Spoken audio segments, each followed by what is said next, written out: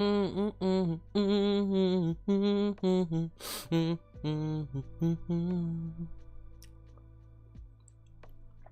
we should be live. Should be. Keyword. How are we doing? How we doing?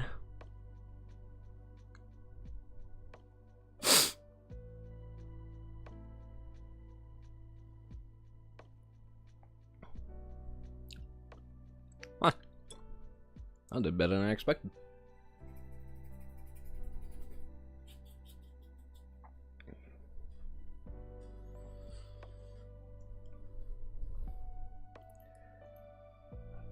I set a daily goal of 2 cups, but it seems I'm overachieving. Nah, you're not overachieving. 2 cups is fine. 2 to 5 cups, more than good. At least you're not going through this. Who's this? What the fuck happened, Dunk? Who's this? The fuck you talking about?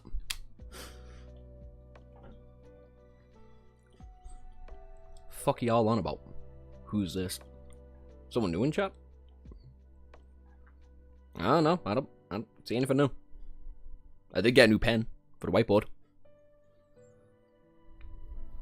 That's why it's so small. Or at least the black is. I tried to get the same kind, but where is my black pen? The fuck did I put it?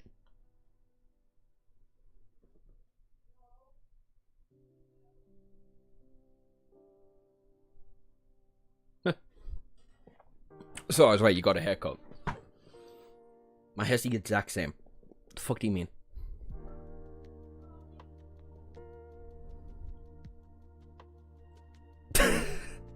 Motherfuckers ignoring the hair? No, it's fine. Still the same. I feel ya.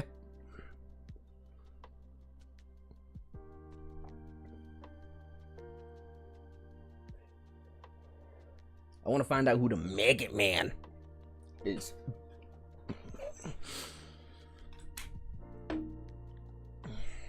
I mean, without it already being fucking spoiled for me, of course.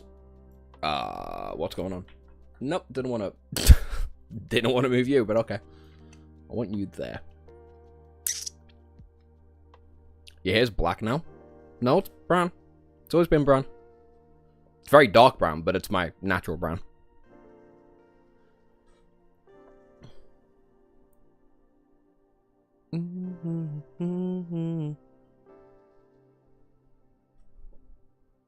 Makes you look chopped? Damn, one day I put on moisturizer and all of a sudden I look chopped. Crazy work.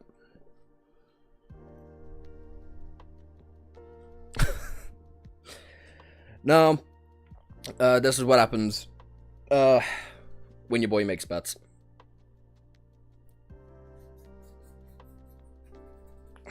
I waited in a fucking long queue for the haircut though. Can't lie. I have been gaslighting people on TikTok about it though. One of my commies.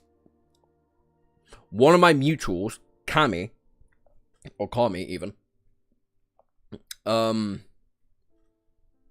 Was going buck wild on the walkthrough review of season 1. And he's like, when the fuck did your hair get like this? And I've just been gaslighting the fuck out of him. It's great. He's trying to manipulate me. It was a bet, right? Oh yeah, absolutely. This was a bet from like the England game though.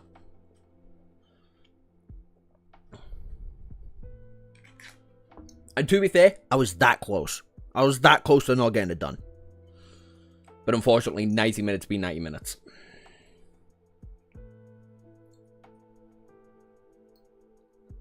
I think you mentioned that it was an England game like a week or 2 ago.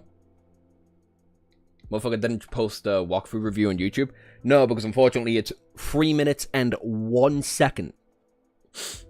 3 minutes and 1 second, so it would have been just a regular ass YouTube video. And it's like...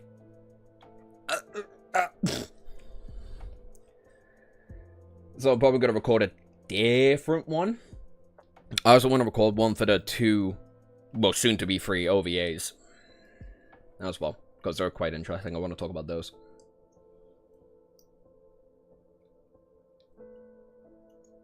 Really saying the answer as I sent my message. Yeah. And don't forget, there's a delay too, so I was probably like a few seconds ahead of you.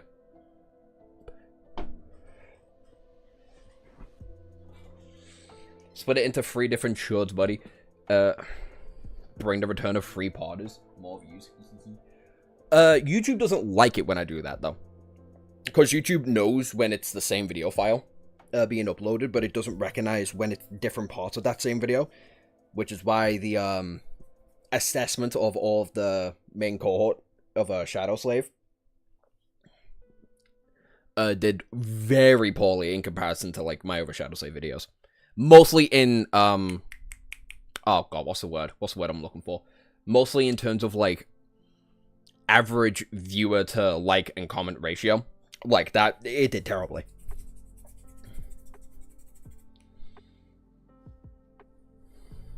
I know, time would be crazy, for real.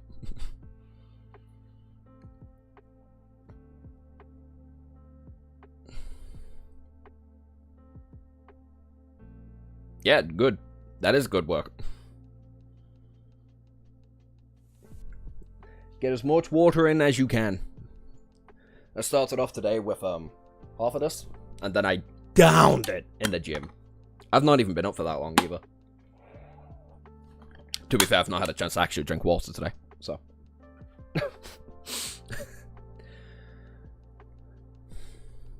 But also, I don't think it's bad. They cut it really short, though. I wanted it, like, right there. Like, where my hair is. They cut, like, above my eyebrows rather than just below. So I'm gonna have to wait a little bit to get it, like, right. Also, my parting is still there. Because I'm unfortunate. I've got, like, 2 crowns and then a main parting, which happens, like, right there where the crowns meet. And it goes straight down. So, as you can see, if I try and flick it up like that, the parting just goes straight to the middle, in comparison to where my 2 crowns end up meeting. But yeah, I'll probably record a different kind of review for the YouTube side of things for when it comes to walkthrough. But I gave it like a 7.3, 7.3, 7.4, something like that. Like, it's a good show. Or at least season 1 was good, but definitely by the second half. If I was just summarizing my review, it was like the first half is dog shit. If it wasn't integral to introducing the characters, I'd say just skip it. I'd say skip it, get to immediately where the first 3-parter begins, and then just carry on from there. My forehead's gargantuan. You can see my forehead all the fucking time through my hair. You can see my forehead the entire time with my hair. So you can't be making comments like that now. You're like far past that point, Quibs. Or Quibby even. Nah, you're still gonna be called Quibs. I don't give a fuck.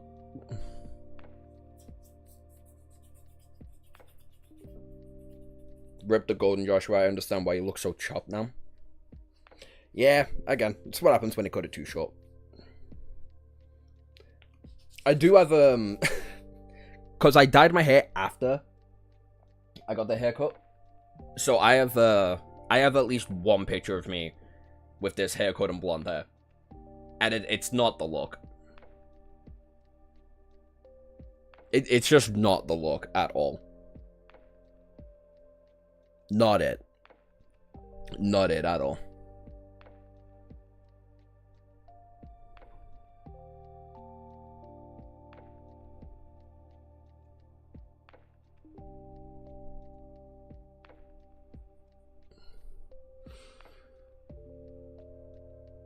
The hair at least helps it look small.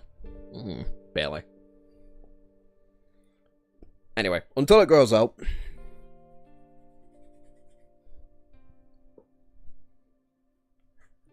This can stay on for a bit. Actually, you know what?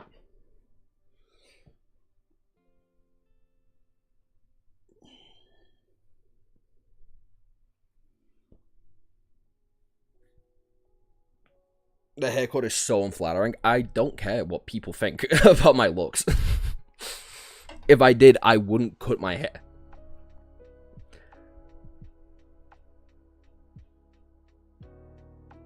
Get that again from me. What emoji even is that? Green guy covering eyes. Fucking prick. But yeah, no, if I gave a fuck about what people think I look like, I just wouldn't make content.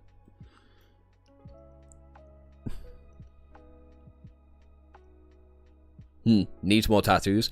Tell me about it. I'm this close to monet. I'm this close. That close. But I don't have money. I have a JoJo's tattoo. Fucking set up and ready. That took me forever to make.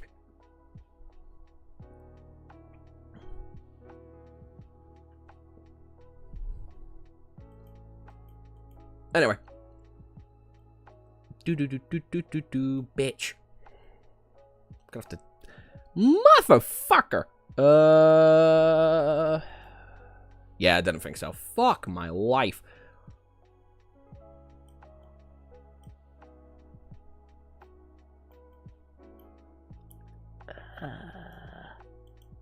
Not fine. I mean, it looks fine. Bit of purple there, but who cares?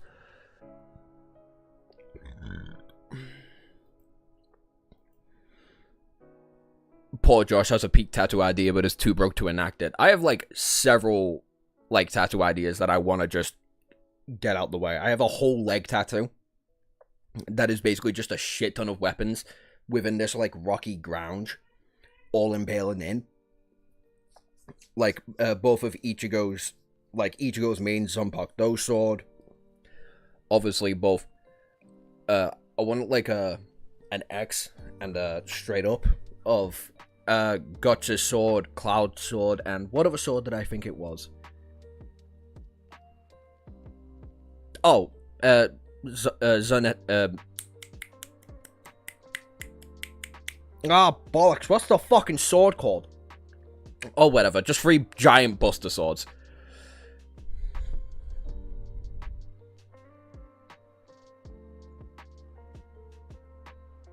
I do. Oh, is the hair gone? Yeah, the hair's gone. Not completely. It's still a little there.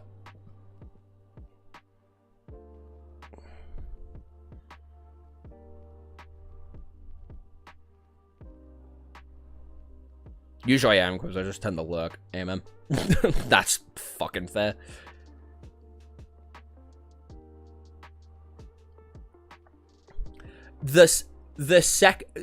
My thing with tattoos, right, is that I was gonna be the first. This is not a joke. I was gonna be the first of my entire family to not get a tattoo when I was 18. Like, fresh off rip. Everybody in my family's had a tattoo when you were 18. My nan, my granddad, my aunt, my auntie, my uncle, my mom, all my cousins. We've all had tattoos when we turned 18. Now, I was like, I don't really care for tattoos all that much, though. So, like, who cares? Is that your natural hair color? It's slightly darker than what it usually is, but yeah, pretty much. Anyway, but it wasn't until I watched the Unis Honest live stream, you know, Markiplier and Craig Gameplays' old YouTube channel back in the day, and where I saw the Give Me Coffee or Give Me Death, and I was like, well, shit, never mind, now I've got to get it.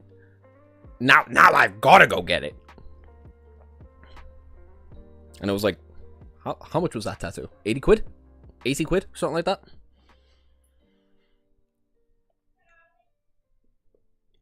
So, like, you'll know the second you find that, the second that design either finds you or you find it, you'll want it. You'll want it and you won't care. And I got that at a very inconvenient time, too, because that's the same time I got my PC, which, God, how is this thing still running? I'll never know. Anyway, I think it's time we get into this. Don't you think? Oh, it is too short. I knew fucking something was wrong. There you go. Bro, it's a family tradition. If you want to call it that. Anyway. I always thought of getting the dark sign of my heart, but I always have to stop myself. From Berserk? The dark sign from Berserk? I can't lie, I do hate that tattoo, if it's the one I'm thinking of.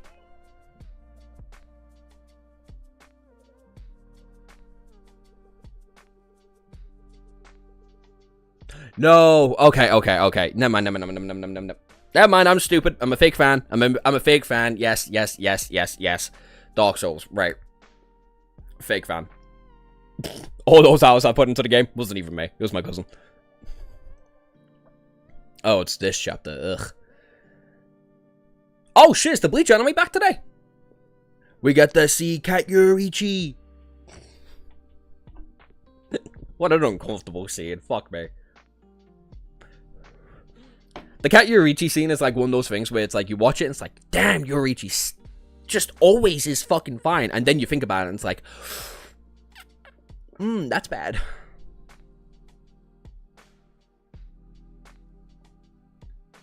Sounds like Dark Souls to me.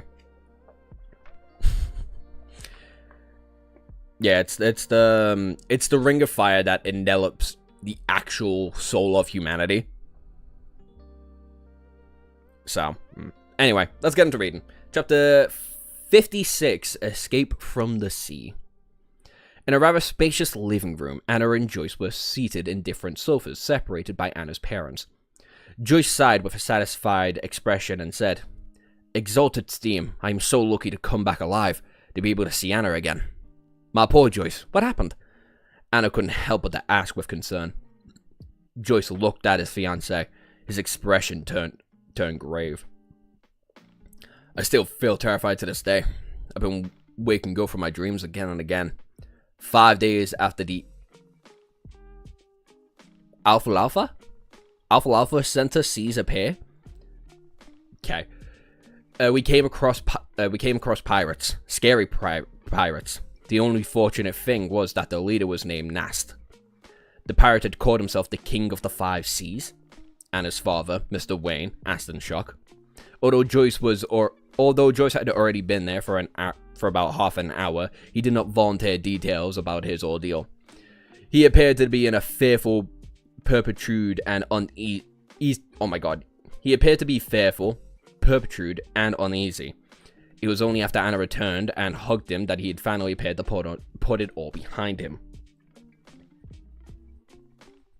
I'm gonna go get my fourth cup of water. Go on. Just drink out the bottle. Whatever helps, you know? The light that locks away true humanity, yeah.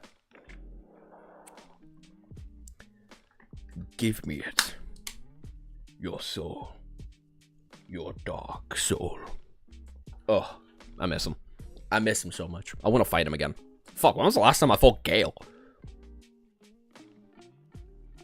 Whoa, I don't remember. Anyway. Yes. Due to his declaration of being a descendant of the Solomon Empire, the King of the Five Seas, Nast didn't believe in killing captives. Hence, we were only robbed and didn't lose our lives. His subordinates even left us a sufficient food, Joyce said as he recalled the ordeal. His body started to quiver, but he continued to describe the deepest and scariest nightmare. Ah! I forgot! You. Do. Nast, King of the Five Seas. Do.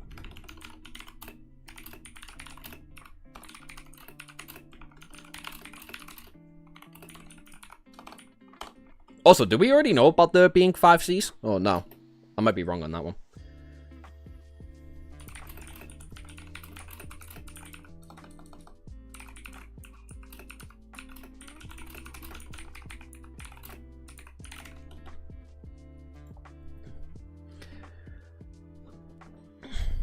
I didn't lose much of my wealth. I believe that is my I didn't lose much of my wealth. I believe that my misfortune was over.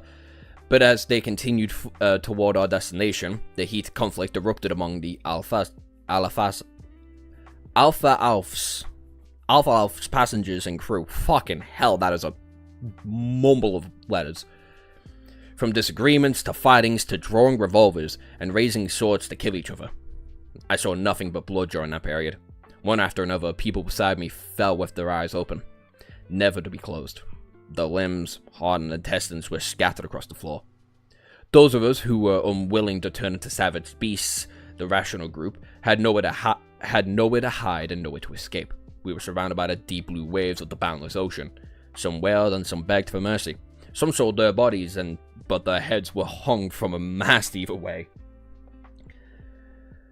Anna, I reeled in despair back then. I thought I would never see you again. Fortunately, in such a nightmare, there was still a hero, a captain who took us to hide in this sturdy kneel at the ship. And then we relied on a storage of water and food there until the maniacs reached their limits. Mr. Triss encouraged us, courageously leading us in an assault against those murderers. After an unfortunate bloody battle, we survived, but the Alphas strayed, of course, and only a third of the original sailors remained. I don't own a single bottle. Not one. Not one! Finding at the end of time over a soul when there's no point anymore is poignant. There is a point. The point is to carry on. That entire battle is two godlike deities trying to figure out or fighting for their own beliefs at what should be best for humanity. For Gale, it was killing everything to restore the Dark Soul to how it was so he can give it to the painting girl. But he ended up losing himself, becoming corrupted like the gods before him. And then there's you, a dark sign. Or, what's it called? An Ashen One, even. Someone who can either carry on the flame, become a new Emperor of Hollows, or end the turmoil of fire altogether, leading into a new age. Not becoming a god, but helping start the cycle in a new, rather than constantly repeating it. It's two completely different ideologies led by two men who are essentially gods at the end of time. Which is why Gale is unarguably the single strongest character in Dark Souls you have to fight. I'd unironically put Gale above Quinn and the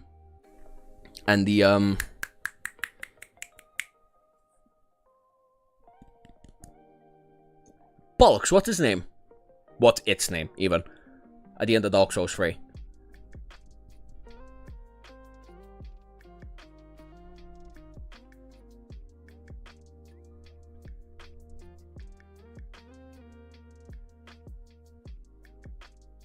I've completely forgotten its name. Either way, I'm gonna call him the Firekeeper. Solar Cinder, that's his name. Like, I would say probably the three strongest beings you ever have to fight in Dark Souls is probably Solar Cinder, Manus, and Gale. In that order.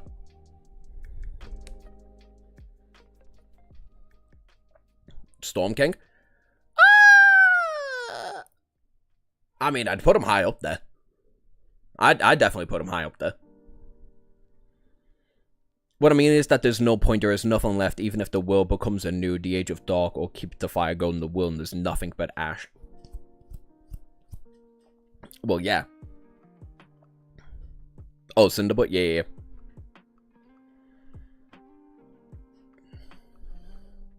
I don't know anything about Dark Souls. It's a fascinating world with really interesting characters and a philosophy on, like, birth and...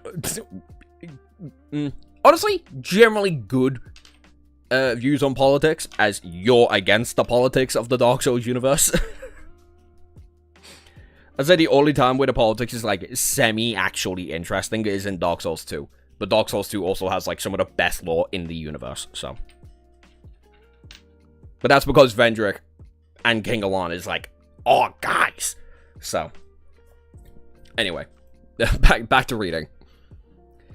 When he described the most horrible and darkest sides of humanity's psyche, Joyce couldn't help but to recall the hero who called himself Triss. He had a round and an amiable face. He was like a shy girl who enjoyed staying in the corner. Only people whom he had only people whom he was familiar with knew that he was a good conversationalist. But it was such an unremarkable boy who had stood in front of everyone who was determined in the worst of days.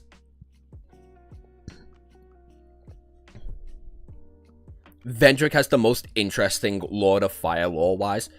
Vendrick is so fascinating as a character generally, especially when you realize that he has manipulated you into doing everything you fucking can.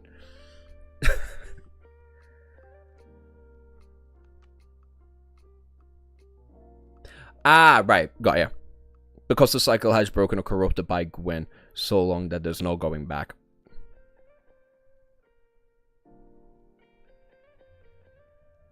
Fourth, maybe fifth cup of water now. I think I drank one earlier in the day.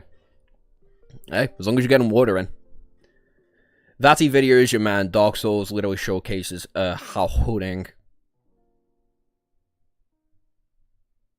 the past can be detrimental to the present or the future. Yeah. Absolutely.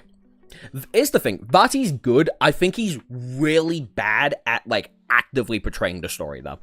If you want to learn segments of, like, a collective, he's your guy. But, 1 minute. I'm fine. He's, like, unironically one of my favorite content creators out right now. He also has a pretty interesting perspective on Dark Souls 2 as well. I should be able to find him. It's not going to be that difficult.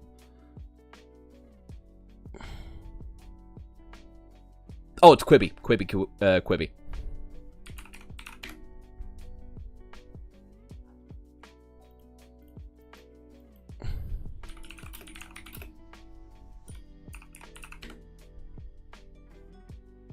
Or Quibs. This guy. This guy right here. He does fantastic analysis and dissections on pretty much all of the Dark Souls and Souls-like games. His Liza P video is probably my favorite, though. But that's also just because I like, you know, Liza P. I think Liza P, outside of FromSoft, is probably the best Souls-like game out there. Are you reading the rest of Antarctica in your Loathsome? I'm going to read the next 10 chapters today, and then tomorrow, probably early on, we'll just get to 1,000. And then I'll end stream, and then wait until we get to, until Falcon Scott. His Sekiro video is my favorite, personally. That's so fair. That Sekiro video is great. That Sekiro video probably is the best Sekiro video on the internet. Anyway. Oh, Exalted Storm. My poor Joyce. You went through such a heartbreaking ordeal. Thank God. Praise the Lord. Or praise be to God. He prevented us from eternal separation. Tears welled in Anna's eyes as she constantly dotted 3 points in the form of a triangle, the sacred emblem of steam and machinery. Oh, that's different from usual. Joyce re-leveled in a faint, pale smile. This is the reward of our faith. If the Alarafas then went through storms, lost its course, and after summoning one challenge after another, arrived at the Emmet Harbor. Due to the bloodbath that had taken onto the boat, those of us that had survived were held captive by the police and questioned separately. We didn't have a chance to send telegrams home to update our loved ones. When they had released us in the morning, I immediately borrowed some money from a friend and took the steam locomotive back. Thank God for letting me set foot in the land of Tingen again, allowing me to see you all again. We need more Armor Core videos too. My PC can't emulate the PS3 one, and I'm too lazy to go even further back. Armor Core is such a fucking weird franchise, man. What a... You want to get into Miyazaki's weird fucking political insight? Armor Core is that series. Armor Core is that fucking series. I've not played many of them. I've not even played the new one. Mostly because I don't want my PC to actually fucking blow up on me. Since, you know, I do all of this on it. But yeah.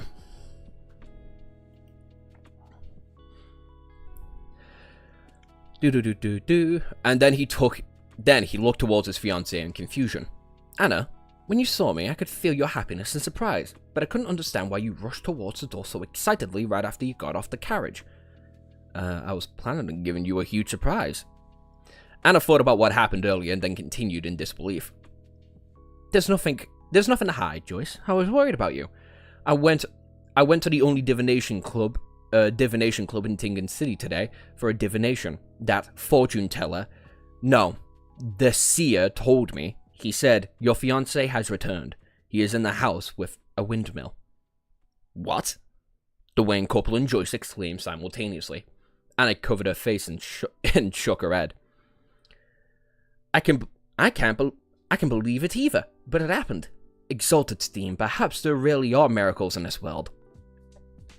Joyce, that seer, you asked me for your name, characteristics, address, dearth. Oh my god. Joyce, that seer asked me for your name, characteristics, address, date of birth. He told me that he was going to do an astrolabe divination. Then he asked me if the house with a toy windmill was yours or mine. When I was confused, when I confirmed that it was mine, he said, congratulations, Miss Anna. Mr. Joyce Mayer is currently a guest at your place.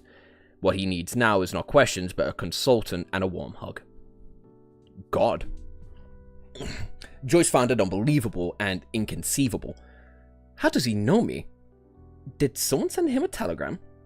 Could he be familiar with the police of the Emmett Harbor? No, that doesn't explain it. How did he know that I'd come to your place? How could he have possibly known that you could seek a divination? Did you make an appointment? No, I made a selection at the last minute, Anna replied with a vacant-looking expression. Perhaps a good seer needs to be in control of a vast amount of information, even if it cannot be used at anytime soon. Perhaps that is the fascinating aspect of divination. Anna's father, Mr. Wayne, sighed and concluded. In the known history of more than 1,000 years, and in the uncertain fourth epoch, divination has existed and is yet to disappear. I think that must be the reason for that. Joyce shook his head and lightly asked, "What's the seer's name?" Anna Thornton said, "Klein Moriarty." Oh boy. Something interesting.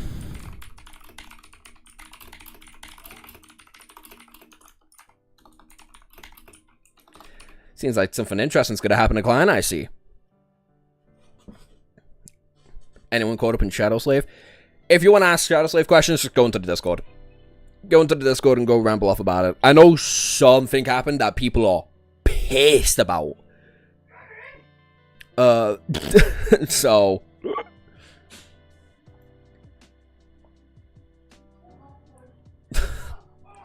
that's funny. In the reception lobby of the Divination Club, as Klein had spoken softly, Angelica knew not to get too close.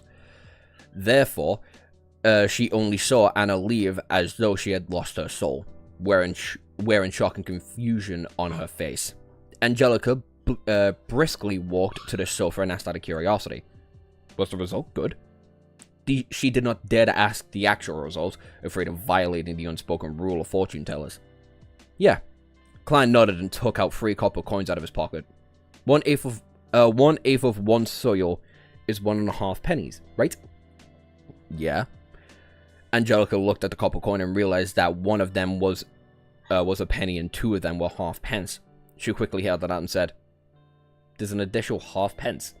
Klein smiled faintly and said, Thank you for taking care for my customer. She gave me a tip. It's only right that I only give you one. This is also thank you for recommending me. He added in his heart. Alright. Angelica felt an unknown fear of Klein. But since the reason was appropriate, she couldn't refuse the offer. I mean, completely valid. Completely fucking valid. It's Shadowslave. When is someone not pissed? That's true. I usually end up, because I'm now mutuals with a lot of Shadowslave people, whether it be artists or just creators in general, I would just see a shit ton of videos on my feed now, whether it be edits or a collection of thoughts. And what I gathered the last chapter is not a inappropriately liked, I guess is how we can phrase it. It's also affecting a lot of my different feeds now, and it's pissing me off.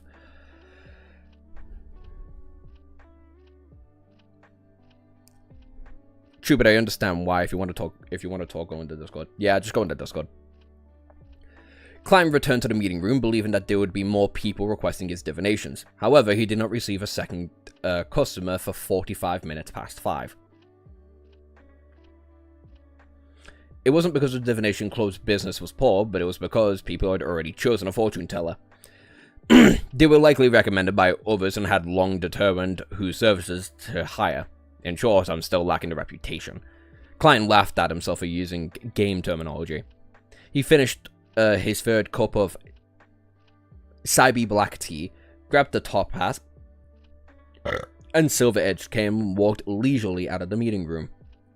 Angelica recently recalled Glassie's instructions, and she quickly moved to intercept him. Mr. Moretti, when will you next visit the club? Mr. Glassie's would like to thank you in person. I'll come over whenever I'm free. If fate permits it, he will definitely meet me. Klein replied. Fucking snarky ass comment, that. That's such a snarky comment. Klein replied, using the tone of a psychic charlatan, as though he was in character. Then he left the club before Angelica could respond to the public carriage home. And took the public carriage home. Fuck me, I'm struggling today. When he stepped through the door, Klein found Benson reading the newspaper and Melissa putting together bits and pieces of gear, bearing and springs in the evening sunlight. Good afternoon. Did Mrs. Stewart visit? Klein asked casually. Benson didn't put down his newspaper. Instead, he lifted his head. Mrs. Stewart visited lasted 15 minutes. She brought us some gift, and she was very happy with the muffins and lemon cake that we prepared. She also invited us over whenever we have a chance to. She is a friendly, well-mannered lady. She knows how to carry a conversation well, too. You met her for 15 minutes. That's gonna be... I'd say, like, 30 minutes. You should be able to assert whenever somebody's a pretty good conversationalist. Good chips, although I ran out of ketchup. Sad Quibi. My next meal is gonna be muffering. I had steak, chips, and 3 eggs. I had a pretty good dinner before I did this.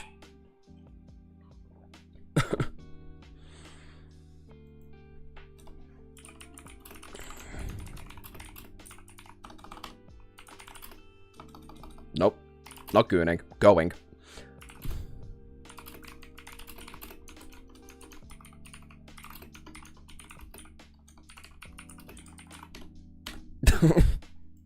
I don't even know how I fucked that up. I don't know how I smelled gooning from going.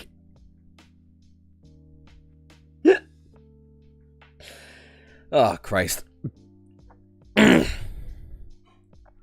only problem is their belief in the Lord of Storms. They believe girls shouldn't go to school, but should be homeschooled instead, Melissa complained. Oh my god. There's never going to be a universe where I just don't hate religious people. It was obvious that she was very upset about it. Don't mind that. As long as she doesn't disturb us, she'll be a good neighbor. Klein confronts his sister, smiling. The Leon Kingdom was a multi-religious nation. Unlike the Fosak Empire, the North, which had only believed in the god of combat, or the Freya Potter Kingdom in the South, which had only worshipped the Earth Mother, it was inevitable that the congregation from the 3 major churches of the Lord of Storms, the Evernite goddess, and the god of steam and machinery had conflicts in beliefs and customs. After 1,000 years of this, they restrained each other, making coexistence possible. Okay. Melissa perked her lips and redirected her focus back into the pile of parts again. After dinner, Klein continued reversing history. Only when Melissa and Benson showed and returned to the rooms did he wash up, enter his bedroom, and lock his door. He needed to organize and summarize what he had learned and the problems he had encountered to prevent himself from forgetting or missing out on any critical points. Only by doing so would he be able to respond to subsequent developments in the future with a clear train of thought. Klein flipped through his notebook, took out a pen, and started writing in Mandarin. Why is the key to digestion potions acting? Have we had a conversation about that? I think we have. I think I've made my speculation on why it's, why acting is so needed to be clear. I'm just gonna close my door real quick.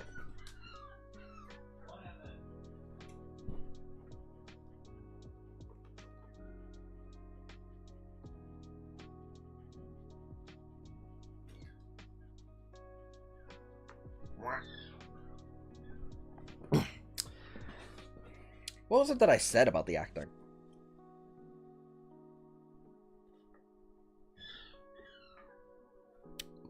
What did I say about the acting? The acting is important. I remember that. And I remember I made a theory about it, but I don't know if I ever talked about it on stream or made a post about it. No, I definitely didn't make a post about it because my first theory post was the worm creature being a version of Klein to meet.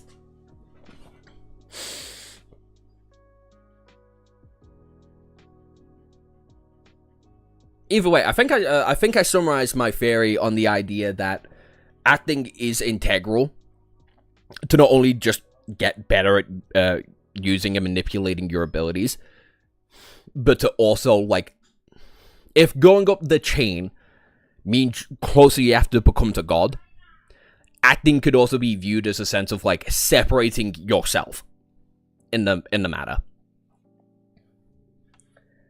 And the more you have to separate, and the more you have to become what you're digesting, the less human you can effectively be to go up the chain, pretty much. Or to make it easy to go up the chain whenever you have to digest the next potion. That's pretty much like, what I think the digestion is and why it's so integral.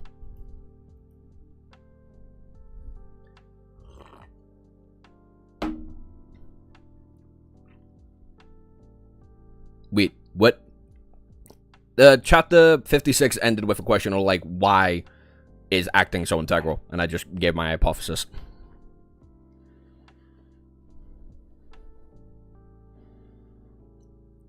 Like, if going up the chain of sequences from sequence 9 to 0, I think it is.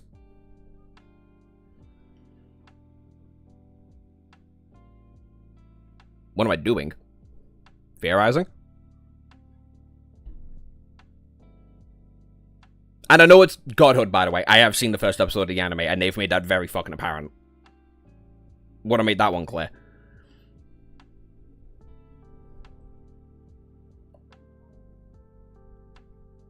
Well, it's a hypothesis, I'll give you that. Well, yeah. That's the point.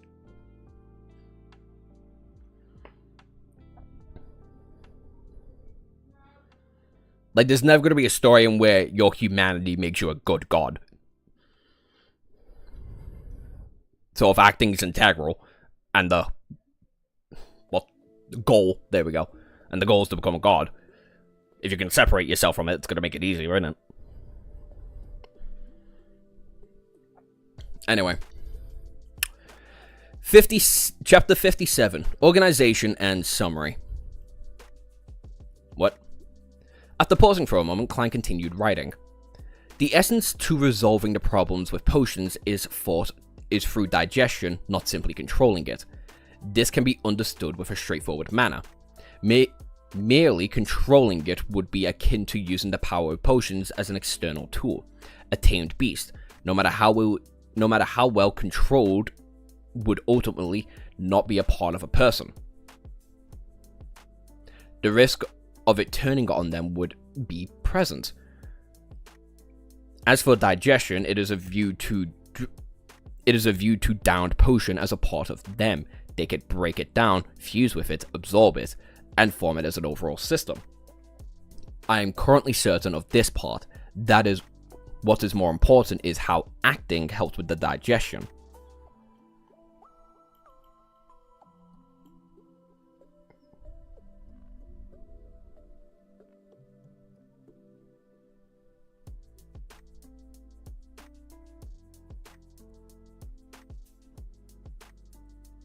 So exactly what I said.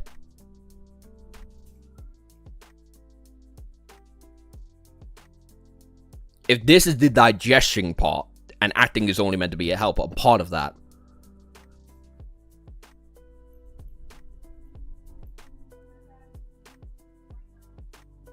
Carry on reading.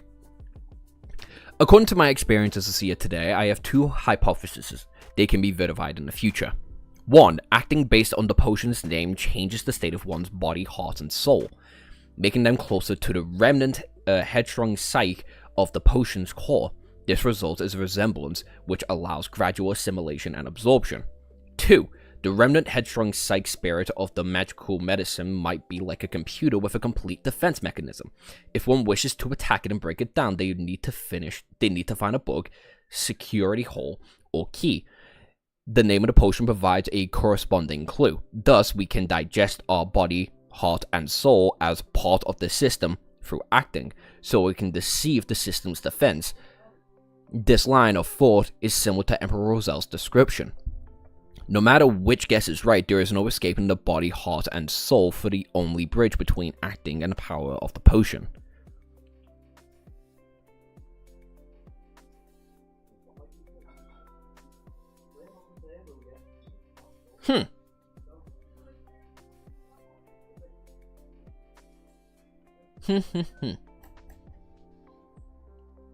By the way, I know that's not what I said. What I'm trying to say is what I said before would help on top of that hypothesis that Klein is trying to speculate with. Which also would be closer to this kind of methodology. But I also kind of fuck with this kind of idea. Treating it as like a key in a keyhole. Or treating it as like there's a keyhole and acting is a part of the key to unlock it. That's fascinating.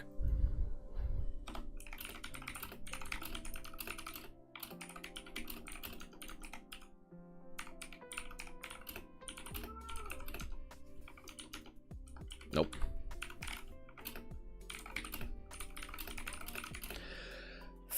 Fuck. How do you spell this word? Nope. Motherfucker. Was I let her off? I was. It's a yeah. It's an I, not a U.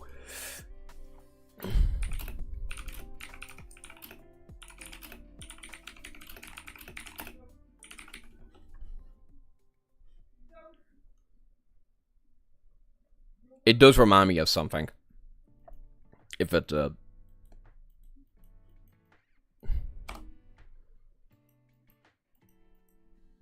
I don't even know what I was trying to say then. I have no fucking idea what the hell I was trying to say then. My brain went fully blank as I was trying to remember how to spell assimilation. Anyway, Klein put down his pen and looked down at the paragraph of text. For a moment, he even wanted to thank the education he received from the Foodaholic Empire. No matter if he chose science or engineering for his future education, he was equipped with the basics of logical thought. Otherwise, there would no way he would become a keyboard warrior, nor would have been able to analyze his current situation. Acting might have an effect, but we have to wait and see for specifics. After that, he wrote down his second question. Why would a seer be less learned and professionally in a domain of mysticism? Oh, why would a seer being more well-learned and professional in the domain of mysticism be lacking in means when it comes to direct combat? Wouldn't it be more well-learned and professional to make a seer even more powerful, giving them the ability to discover a way to defeat their enemies? I think that just comes down to its namesake, you know? Like, maybe down the line, there have to be some combat aspects to it. But, like, as a starting path, it could be just an observational point of view.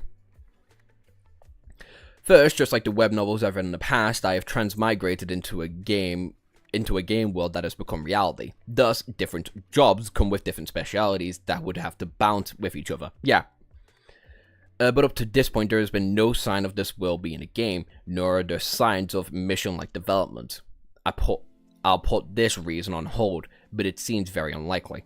Secondly, the fundamental law of this world is balance. The creator made this world with its core idea of balance. Third, potions at the same sequence level would have the same level of power. No? That seems irrational. It is the most optimal state based on what our forefathers found out and summarized. Exceeding this level of power would make it easier for one to collapse and lose control. Below this level of power would make it such that one would obtain the desire beyond the powers. Thus, under the situation of balanced power level, being stronger in one area would naturally mean that one is weaker in another. Okay. That makes the first sentence make a lot more sense. Fourth, everything in this world is originated from the same source. They were formed by the remnants of the creator. Thus, everything in this world is technically a fragment of the creator. And the fact they have to complement each other would mean that there are inherent shortcomings to an individual. I am leaning towards the third and fourth reason, but the latter stems from an unconfirmed myth that can only serve as a guide. Thus, I shall use the third reason as a guide and try to assert it using my current knowledge and future studies. At this point, Klein had already written down 2 full pages and did not stop. Instead, he penned a new question. From what I learned today, my luck enchantment ritual is categorized as a classic ritualistic magic. Similar kinds of ritualistic magic can be split into 3 parts. The first being a sacrifice that sparks the interest of a corresponding existence.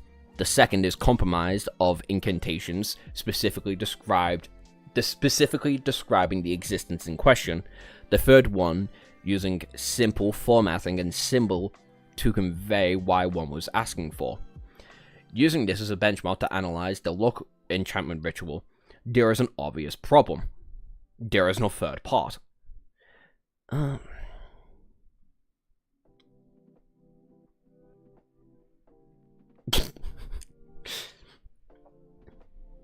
forgot how slow this series started.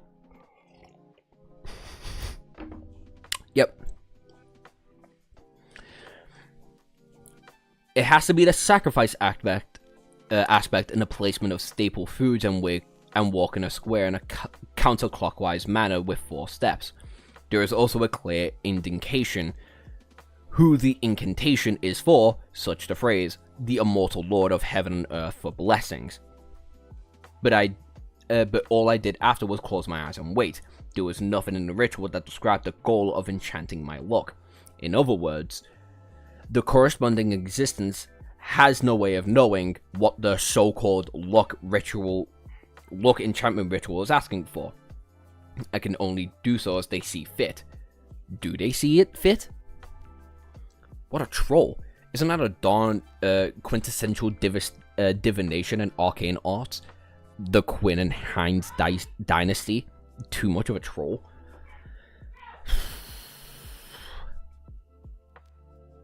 I must have had rocks in my head back then for trying. I mean, yeah. No offense, but full offense. If you're taking this shit seriously as like a real life person in a real life world with like a fully functioning brain, then yeah, you definitely have fucking rocks for brains. Klein stopped writing and took 2 deep breaths, trying hard to calm himself down. He spat out a foul breath and continued writing. Hello, Amethyst.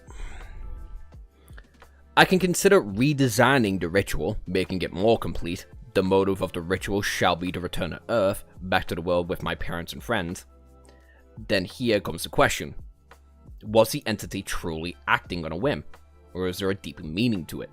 Also, is the entity that the descriptive incarnations point towards in this world the same one from Earth? This has been the thing that's been, like, bugging me a little bit. Okay, maybe not the actual entity itself, but, like, if this is the case, would that mean, is it too different? If that is the case, that means it's not different Earths. God, how do I explain the thought process behind it?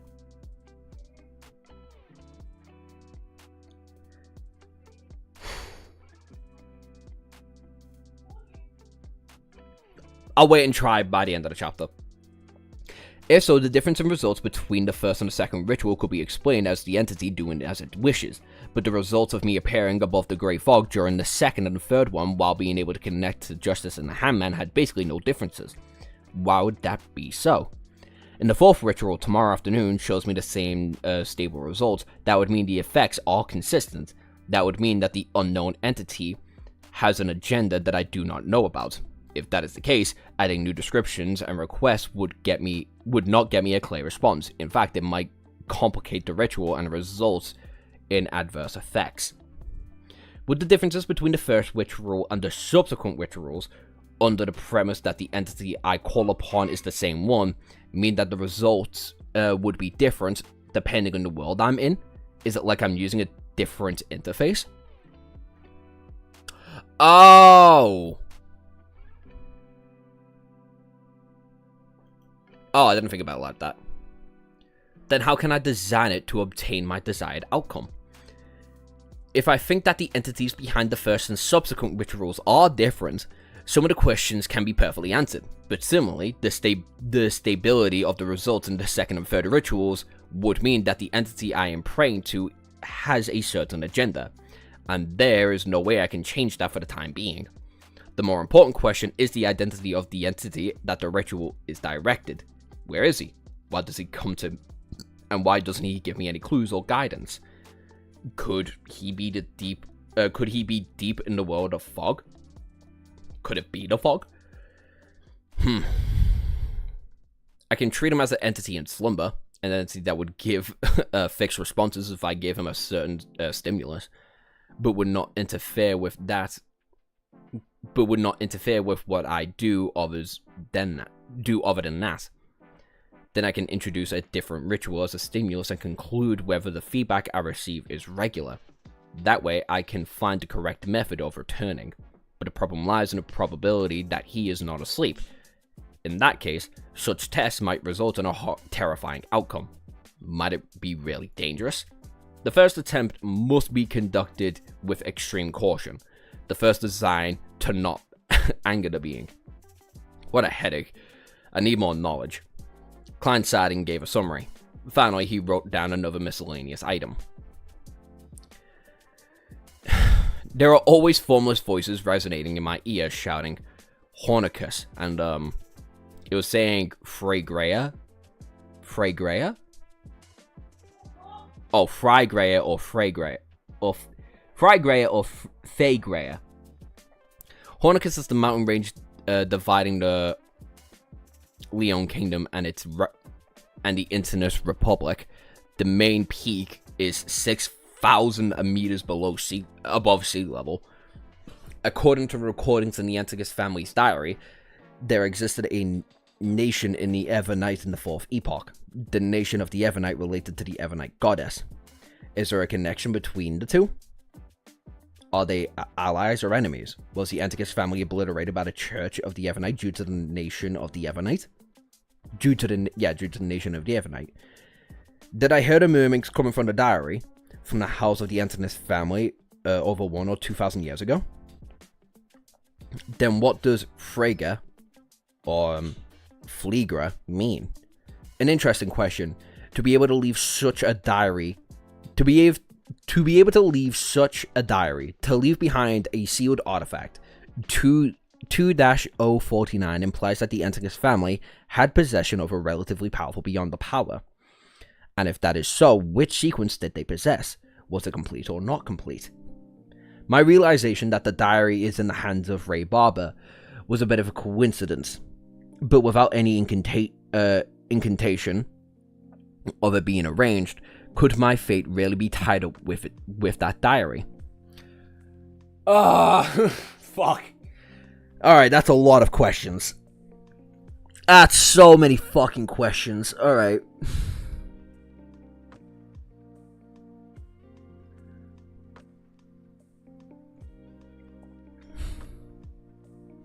I do think my original idea on acting when it comes to how it helps with digestion might, like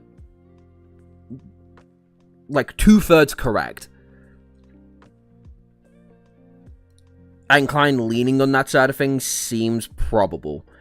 The idea that there is not just one entity behind the fog or behind the ritual of the heavens and the earth seems probable. But I don't think it's the likely answer. The likely answer does seem to be that there is just one entity. But it's reacting differently because it's at a different Earth. If it is a different Earth. But the whole idea of it... But that only really comes from the idea that it is being treated as a different interface. And then, obviously, there's the whole fucking Antigus family shit. So many fucking questions. We're 57 chapters deep, man. What the fuck is this?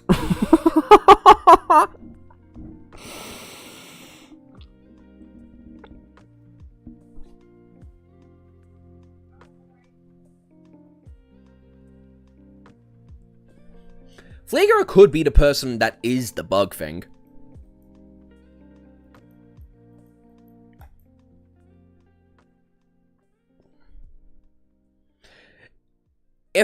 If what the murmurs are saying, if the murmurs are actually related to the Antigus family, and not because of his seer powers, and they're mentioning the mountain range, because the bug creature's there, and the bug creature is called Flager.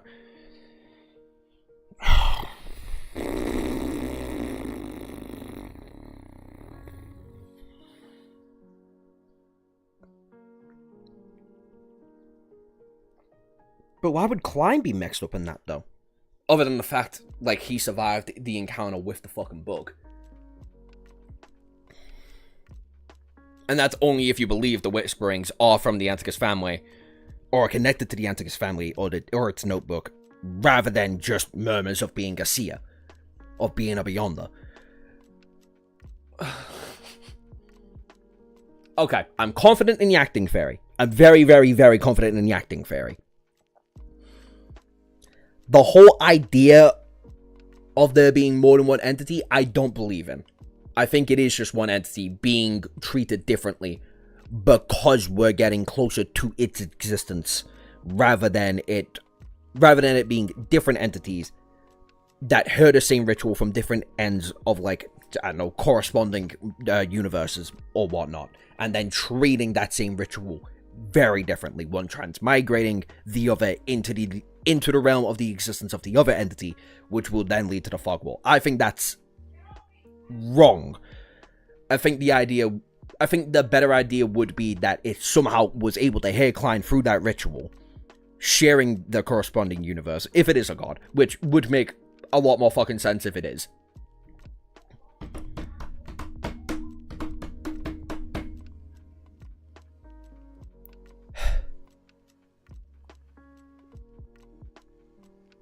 Maybe it's the first time the ritual got properly said.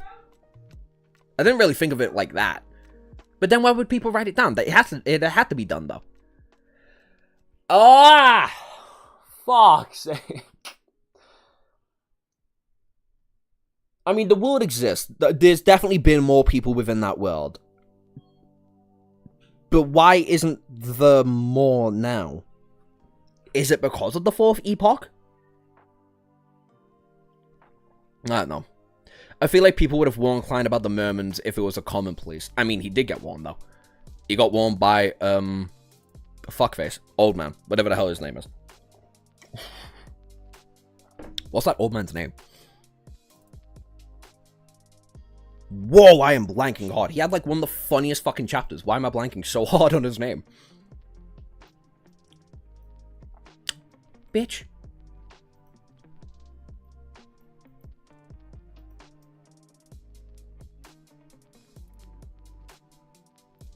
There you go. Neil? O'Neil?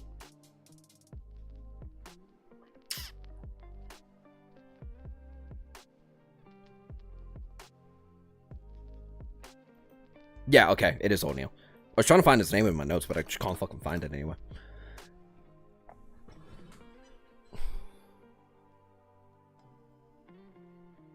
No. That fog question's really fucked me up. The Anticus family, that's going to get explained, I feel like, at least by Volume 2. As they seem like the primary antagonists.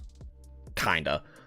I don't trust the Evernite Church, I'm not gonna lie. But for now, these guys feel like the antagonist for Volume 1.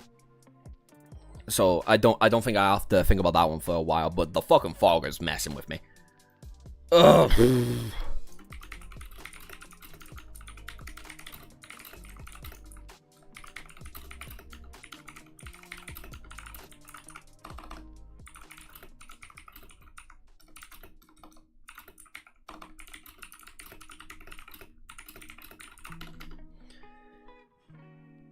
Fucking course the world exists. I know the fucking world exists, dickhead.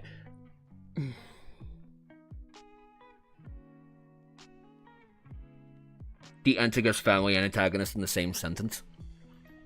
Are they not? These fuckers, the book slimed out Klein and his friends. And an old woman. Slimed out an old woman, took possession of a young lad. Slimed out Klein's friends, and then failed to slam out Klein. So yeah, they feel pretty antagonistic to me.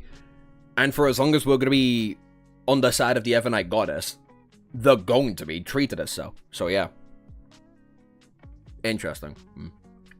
Anyway, let's keep reading. His ideas when penned on the pieces of paper, Klein tried his best to write down the events he had experienced and his guesses about their meanings.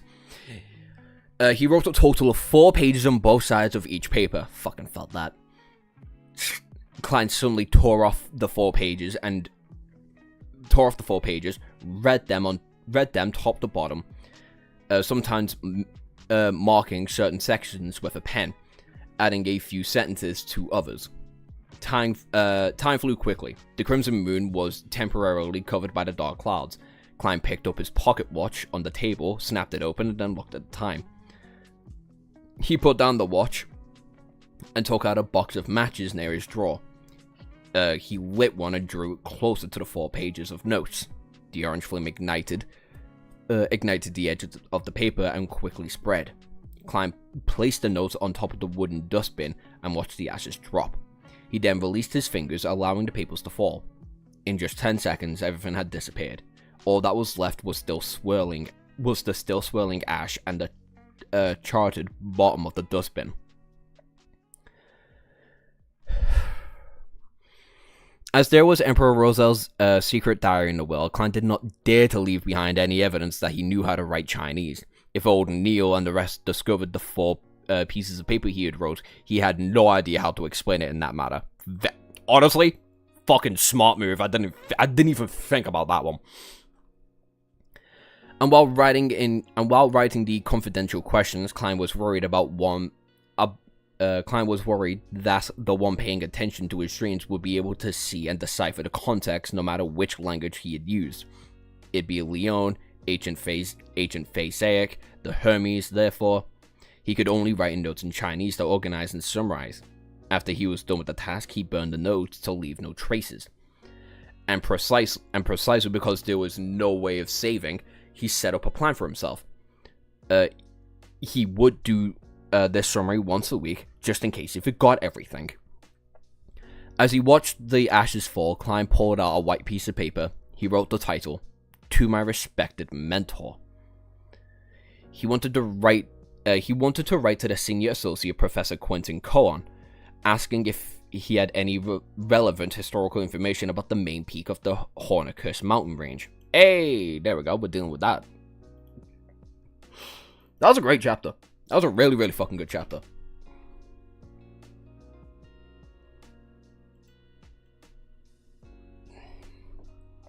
Interesting. Oh god, I don't like the name of this one either. Fuck me. We already just went through one. My brother in Christ. No. Leave.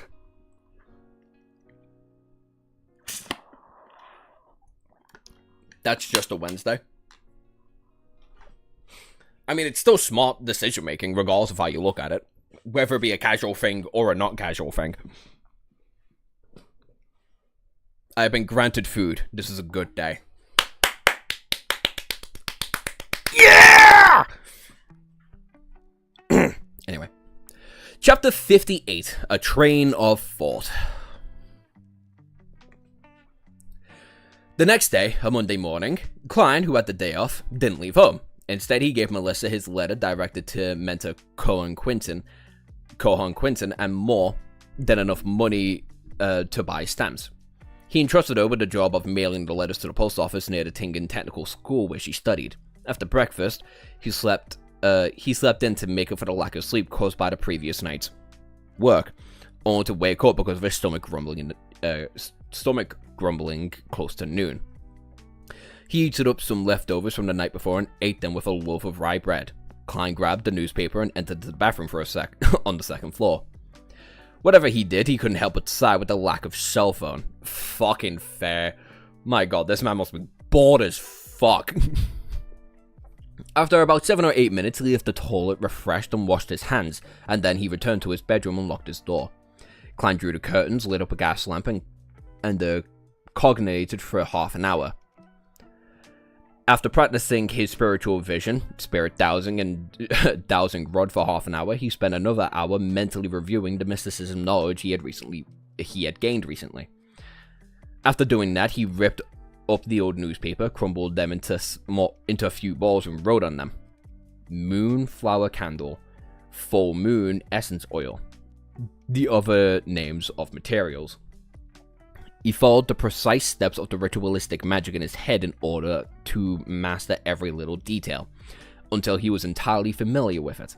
He didn't intend to try ritualistic magic because it was both a waste of materials and also easily attracted danger. He repeated it again and again until he picked up his silver pocket watch patterned with vine leaves and took a glance. He realized that it was 2:45. He considered for a few seconds and brought the scraps of old newspaper to the kitchen on the first floor to burn them. While doing so, he made sure that it was an optimal state of mind, that he was prepared for the tarot card gathering. Locking his bedroom door once again, Klein didn't wait for the clock to strike 3. He planned to enter the arena above the Grey Fog ahead of time. He wanted to seize a chance to explore the place thoroughly. That's a good idea, actually. I can only imagine not having a phone. Not having this thing while having a shit seems like the most dreadful fucking idea anybody could present to me. Like, how the hell am I meant to see all of my shit posts any other way? Like, just kill me at that point, frankly. As Klein stood in the empty split of his room and started walking counterclockwise, he was suddenly worried that Justice and Handman had yet to enter a suitable environment. He thought of a particular matter. Would they be disturbed or discovered? He had previously mentioned to allow Justice and Handman to apply for leave ahead of time if they needed to be absent for a gathering of some reason, such as being unable to find time alone or in unexpected circumstances. They would have been almost unsolvable problem for Klein in the past. There was no way he could build an entire server-based internet by hand in a different world, right? Any technology beyond the telegram would expose him. But now he suddenly found inspiration from ritualistic magic. Ritualistic magic borrows the power of others by seeking to help of different existences. Similar incantations would make it clear who it is directed to in the beginning, such as the Evernight Goddess or the Lady of the Crimson. It would be a description of the unknown and Calistine existence. Then I can amend the chant redirected from the beginning chant towards myself, directed at me. This way, even if Justice and Hangman conducted the ritual in different locations, I would receive the messages. Klein suddenly felt fresh insight as he began analyzing the likelihood of the method working. There are two difficulties. First, I am not incredibly strong high-level sequencer. Even if the description of the incantation was directed at me, I couldn't possibly receive the request. Second, how can I assure that the description of the chant is directed at me accurately, and doesn't stray away and hit another unknown existence that fits the description? That would be incredibly dangerous. Klein paced back and forth, deep in thought for a possible workable solution. He went in a circle with silent footsteps, then he naturally linked the matter with a mysterious world of the fog, with the grey fog. Even if I can't receive the message, that doesn't mean the grey fog can't. Its connection to the Crimson Stars can drag a person into a space directly, regardless of where they are in the physical world. I would consider trying myself to the mysterious space together during the directed description. In accordance with this train of thought, even though I might not immediately receive a request, when the other party is holding a ritual, I'd still be able to see the corresponding message whenever I enter the grey fog. To put it simply, it is the difference between being online and offline at an instant messaging system. Klein would not... Klein became more excited the more he thought. He felt that his idea was worth trying. What kind of description could be used to precisely direct a message to me and the Grey Fog world? He started thinking about the actual details. In fact, he had an incantation that worked. He had an incantation that would definitely work. It was no other than the Leon translation of the celestial worthy of heaven and earth's blessing. I mean, yeah. But here lies the problem. He would lose control of the Grey Fog. And lose his head leading role. He could only exclude it. The fool from an alternate world? No way. It's quite accurate, and there is almost no other existence that fits that criteria, but it would expose my biggest secret. Klein thought of one incantation after another, but he crossed off each one. This brother has like 15 minutes to do all of this. Can we throw rocks at Klein yet? God, I hope so. Sometimes he's a genius, sometimes he's fucking stupid. After about 7 or 8 minutes, he finally decided on a description of the first paragraph that directed at him. The fool that doesn't belong to this era. It was obviously not accurate enough, therefore, Klein quickly added, the mysterious ruler above the Grey Fog. The combination of the two lines practically limited it to him. Furthermore, he had ties to the Grey Fog. He had tied the Grey Fog to him. It's still a little short. I cannot eliminate the probability that there are multiple spaces and rulers above the Grey Fog. I cannot eliminate the fact that the description might be directed to the spirit world. Klein creased his eyebrows and planned to make it more certain. He thought for a full minute and finally decided on the last part of the description. The King of Yellow and Black who wields good luck. That's funny. Hi, Sake. It shared a similar meaning to the exalted Thatcher of Heaven and Earth for blessings.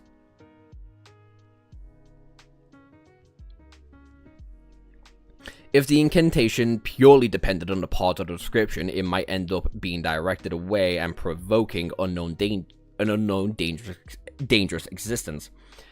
But with the first two lines as a limitation, and his existence of arriving above the fog through a similar incantation, he believed that the target's description could result in a perfect lock-in.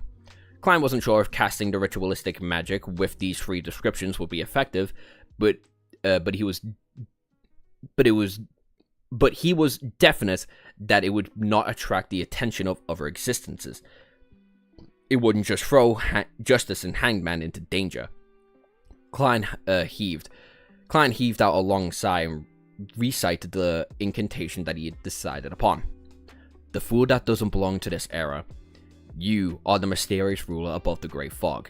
You are the king of yellow and black who wields good luck. He nodded his head slightly and took out his pocket watch to confirm the time. It's already 2:58. Without further thought, he put away his pocket and entered cognition. Soon his chance and took 4 steps counterclockwise to form a square.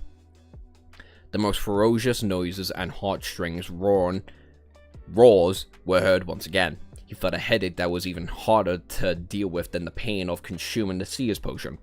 The pain was not sharp. The pain was not a sharp pain that tore through his head. It was a throbbing pain that made him a manic and irrational. It was a pain that left him in a chaotic confusion. Klein controlling himself using cognition and tried hard to ignore the voices. The muttering and murmurs receded like tides.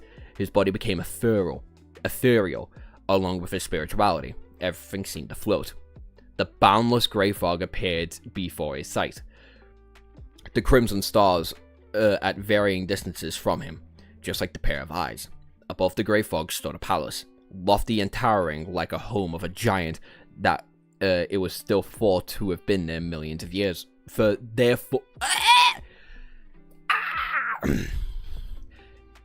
It was as thought it had been there for millions of years. I cannot stress enough, I fucking hate Cuttlefish's writing. Cannot stress that enough. All Klein did was will it, and he disappeared from it. There he was, reappearing at the seat of the honor at the long bronze table with 22 high-backed chairs. The effect of the ritual was definitely fixed, Klein muttered. He tapped his gabula gently and allowed the grey fog to engulf him. One thicker than before. According to the description of the Handman, if Justice had become a spectre, it would be best not to reveal any of his tics before her. Without any time for exploring, he extended his right hand and formed an invisible connection, a connection between him and the 2 familiar crimson stars.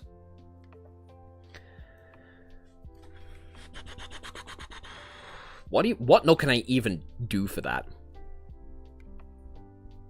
Quiz, remember that Josh streams hard. No, he just had no way to actually go onto the fucking stream.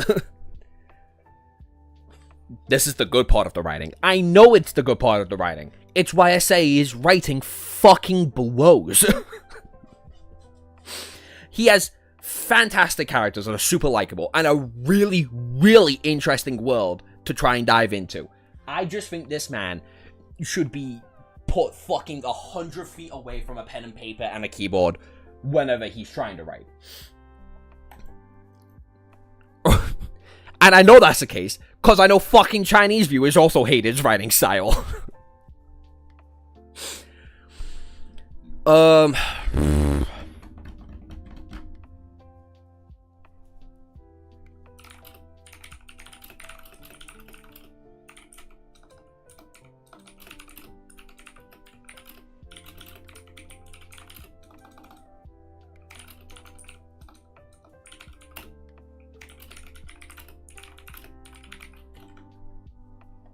Exact same thought as mine. Just wait. It only gets worse? It gets worse?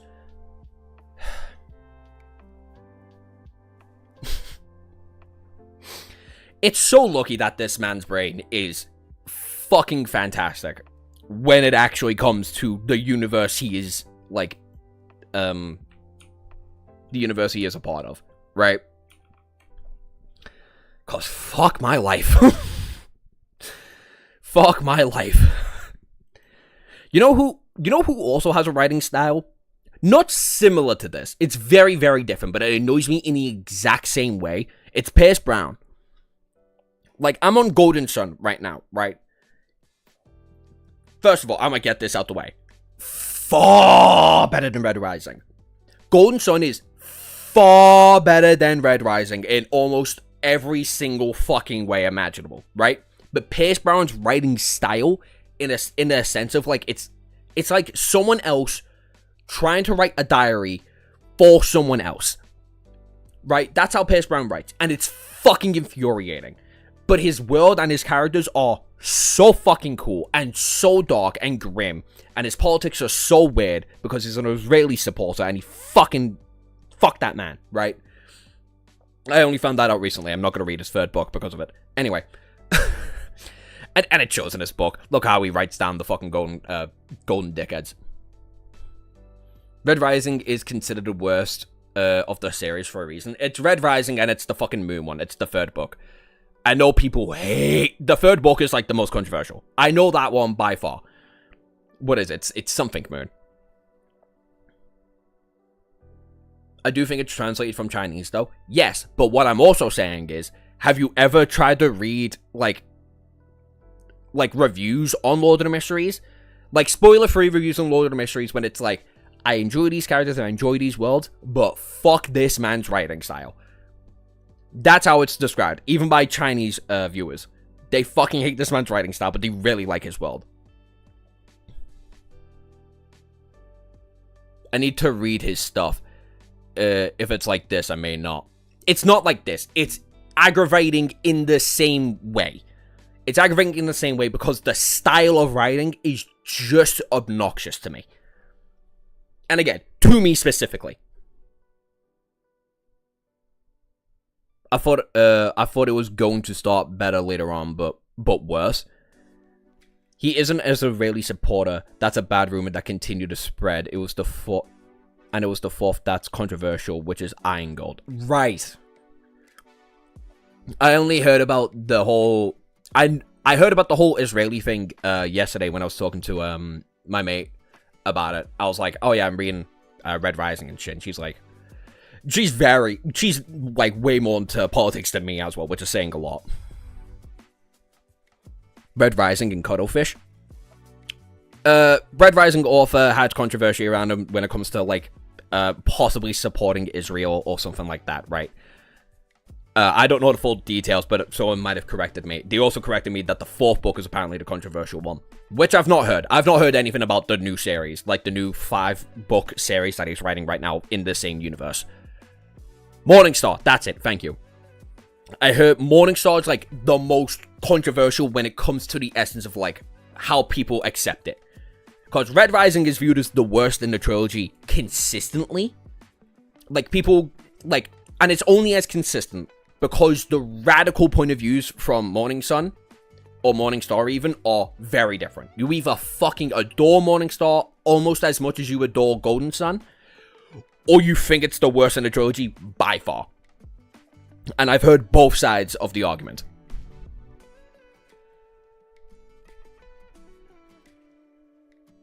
Cuttlefish would do wonders as a director for something if he should not...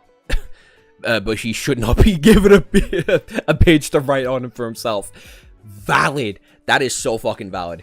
He's got on record that he does not... that he doesn't care about the Israel-Palestine situation and supports neither. I have no idea why people started this rumor. It was from an Instagram post. Like he... God, I'm gonna have to read for the conversation with Angel again. But it was something to do with him, like, reposting a lot of, like, propaganda towards it. And the reason why we're mentioning Red Rising and Cuttlefish is because I hate the pair of the writing styles. I love both the universes. I think both the universes and characters are fucking fascinating. Lord of the Mysteries, way more so. Way more fucking so than Red Rising.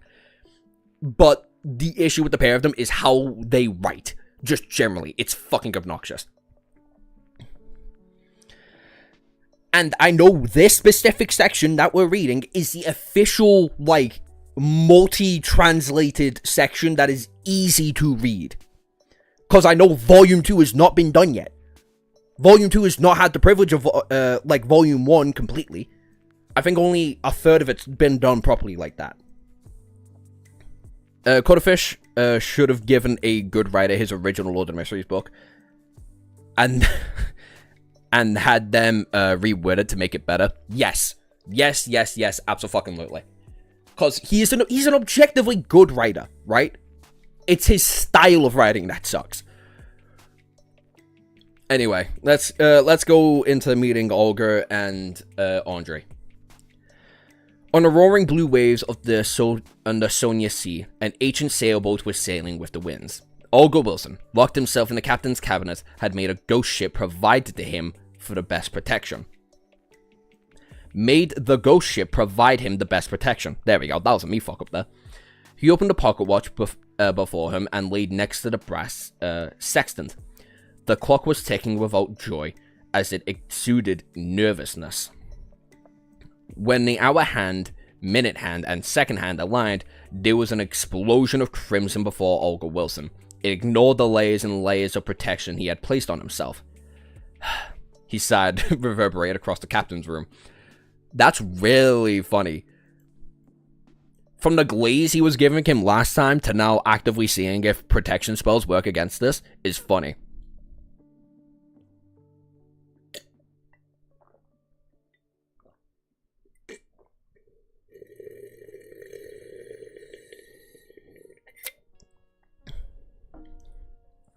It's something that happens near the end of Morningstar that pisses people off because the series is the first person until the last 3 chapters.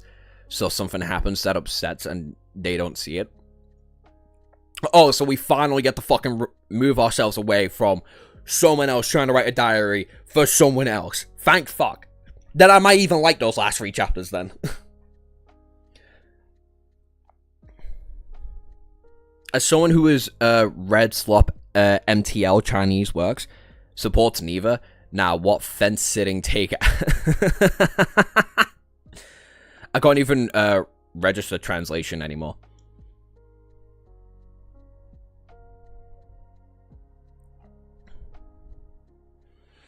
Both sides are objectively as awful. You can't objectively recognize that. Then you don't understand the situation and are probably biased. I mean, are both countries fucking terrible? And their history towards each other is unfucking real? Yeah, absolutely. It's fucking horrendous.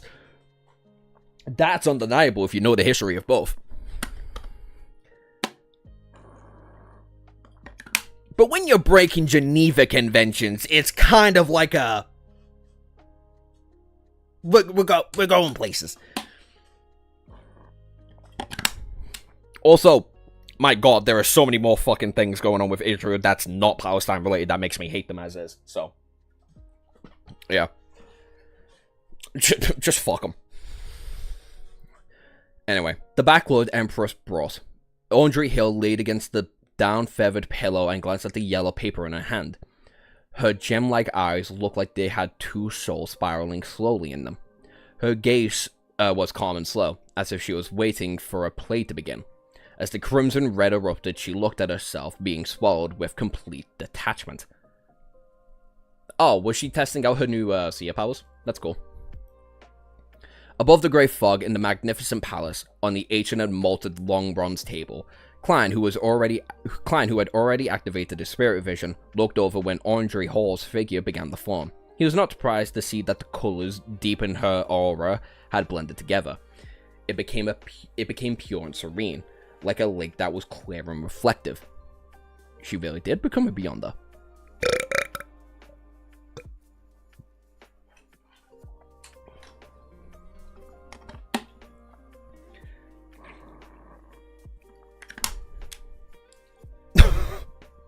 If you're an Israeli apologist, I'll tell you this now, I will ban you so fucking fast. Because there's being an apologist and then looking outwards. Breaking Geneva Convention? I think Quips is 14. Klein was just about to move his gaze away when he suddenly saw the chair belonging to Miss Justice change. The bright stars on the back of the chair moved swiftly, forming an illusionary constellation that didn't belong to the reality. That constellation was familiar to Klein because it was one of the symbols of mysticism. It was a symbol that represented Giant Dragon. What? Spectre, Giant Dragon. Oh, they could do something really funny with this, actually. Klein restrained himself from shaking his head and looking over at the back of the hangman's chair. Typically speaking, it is impossible for him to see the back of the chair from his angle, but it was from where he was from where he was in control. Everything presented itself according to its will. The constellation on the back of his chair had not changed, but since Klein had grasped the basics of mysticism, he wasn't as ignorant as before. He could recognize that the symbol was a storm. Sailor, keeper of the sea, storm. That's reasonable. The color deep in the hangman's aura was purer than it was. Had he advanced? Oh yeah, what about the symbol behind the chair? Klein suppressed his impulse to look. What did Klein's chair have then? Wrapped on the edge of the long table, thrice, just like before, he smiled and said, "Congratulations, Miss Justice. You're beyond it now." You could tell straight away. Andre was stumbled and smiled faintly. "Thank you, Mr. Fool. Thank you, Mr. Hangman." "That was much faster than I thought," Olga Wilson said honestly. Klein didn't continue the topic, but tapped his gabula and said with a smile, "Lady, sir, have either of you found Roselle's diary?" Oh my god, I'm gonna piss myself. I'll be back. Where's my thingy?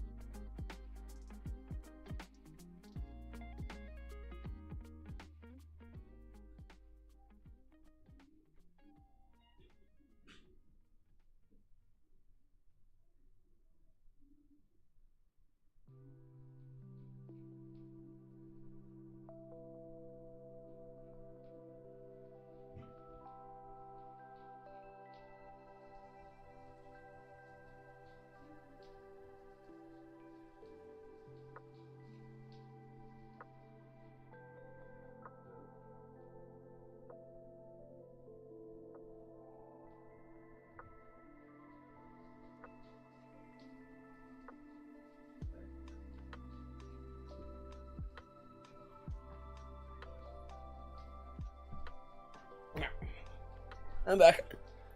Ugh. What the fuck happened to the table? Did I miss something last chapter about the table?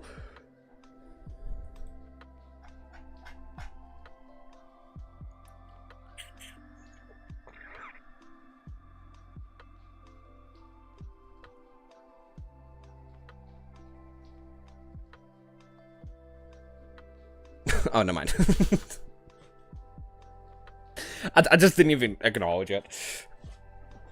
Anyway, jump to 59. Roselle's Origins. This is gonna be a fucking headache. Oh, what was I saying?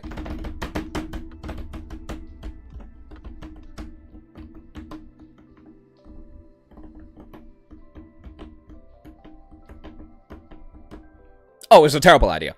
Oh, it's the most born idle idea you could ever fucking think of for the time period that it actually came into the existence of. Anyway, the idea of dragons being a thing and Aubrey's share now being called a big dragon, after becoming a specter, after all of her senses being, like, having evolved, and her, like, eyes being described as, like, being deeper now, that's really fucking funny. Almost innating her inherent quality as a specter to a higher creature. That's fucking great. That's a fantastic little detail. And it's shit like that. If it is the case that it's meant to be, like, correlating with higher level creatures because of the fact you're trying to enter into a higher level of, like, existence, that makes Cuttlefish a fucking great writer. But everything else... Just take that gabby little fucking keyboard, crush it, then buy him a new one and give it to someone else who can present the ideas better. Anyway, chapter 59, Roselle's Origins. Upon hearing the fool's question, Aubrey did not immediately answer like in the past. Instead, she widened her crystalline eyes and glanced at the handman with a scrumptious attitude. Olga subconsciously subdued his body's motion. After a few seconds of silence, he said, I found 2 pages of Emperor Roselle's diary, and have memorized the continents. I have 1 page. Fuck it. Good job, you two. Fuck me. Andre, whose vision was obscured by the grey fog, said as though she was removed from the conversation. Pretty good. Klein did not allow his joy or his disappointment to be noticed from his voice.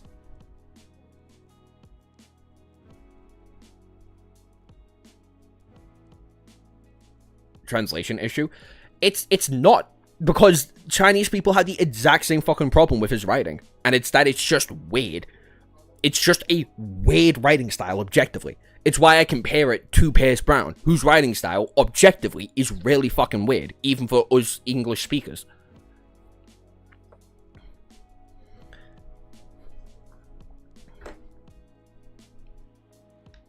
They do have weird dissonances, but when officially translated, like, they've gone through a group of translators to try and make the sentences a lot more digestible and easy to understand.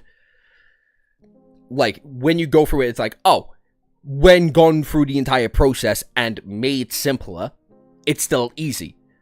But because of how weird it is, even in his own fucking language, when translating it, it's going to look weird as shit.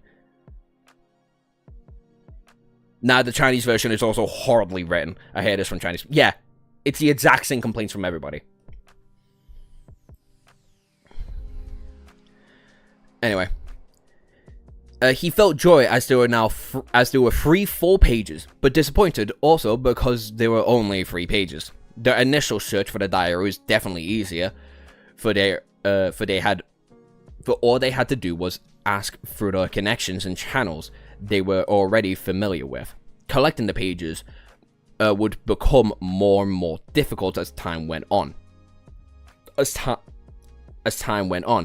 it would involve more and more elements. Should we express them now? Andre inquired in a calm tone. Yes. Klein simply nodded. He maintained his posture without any change. He had to be cautious in front of a specter. I didn't know. I thought it was just a cultural dissonance. I guess he's just a weird dude.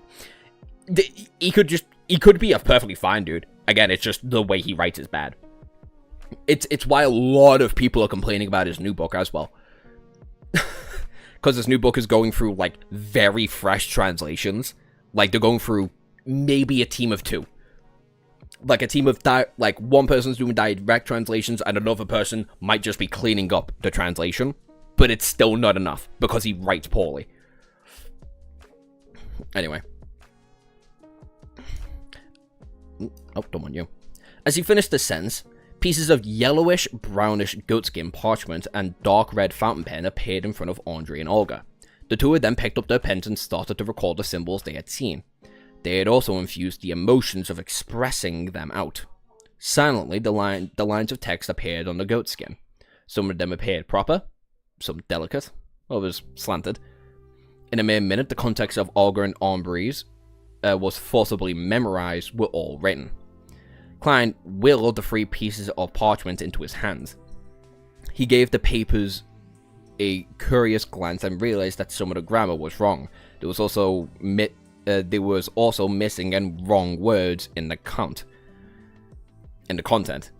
But the experimentation had proved that incorrect sequencings of words to some extent did not affect the overall comprehension of Chinese. Klein was also not afraid of missing words, since he had often read web novels filled with censored asterisks. So his idea and world building got carrying his actual writing ability. Yep, 100%.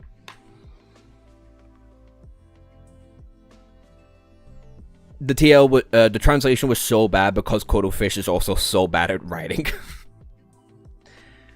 It's why I haven't started Koi. I hate his style so much. Yeah, it's fair. New book. Yeah, he's on his 3rd book. It's apparently disconnected from the Lord of the Mysteries universe because he got really tired of the reputation that Koi developed even. Because apparently people really didn't fuck with its ending. Also, the character writing is probably the best I've ever read. That's true, yeah. Like, his characters are very well written. That's, like, hard to fucking deny. His characters are excellent.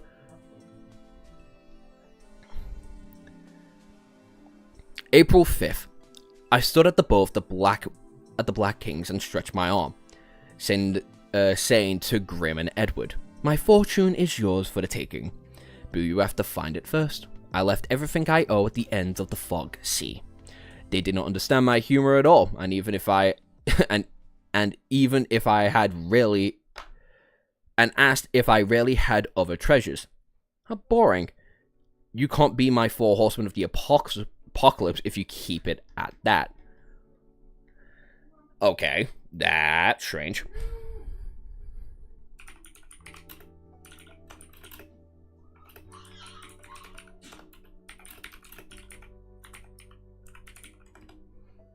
Did we already get I don't remember this 4 Horsemen of the Apocalypse stuff.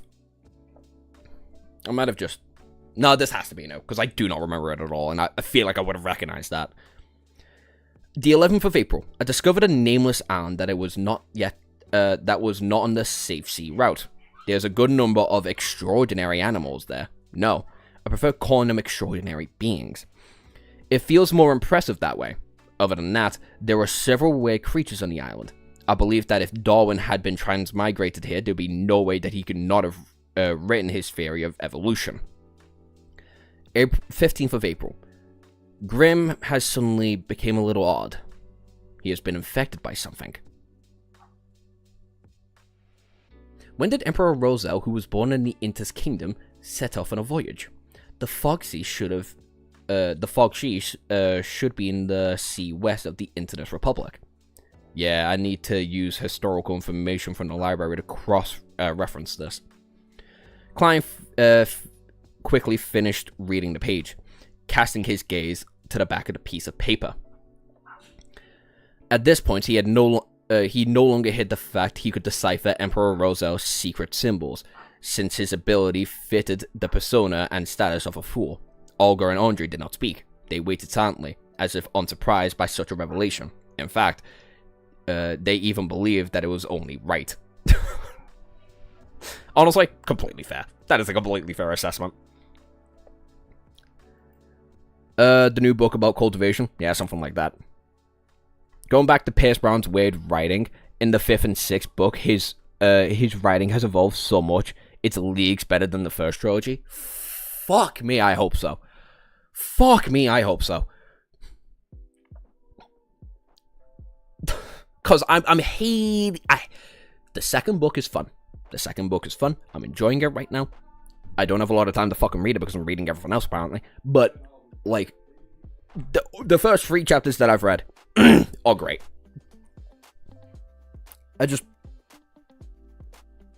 You know, it's the only way you can put it. Anyway, the 2nd of October.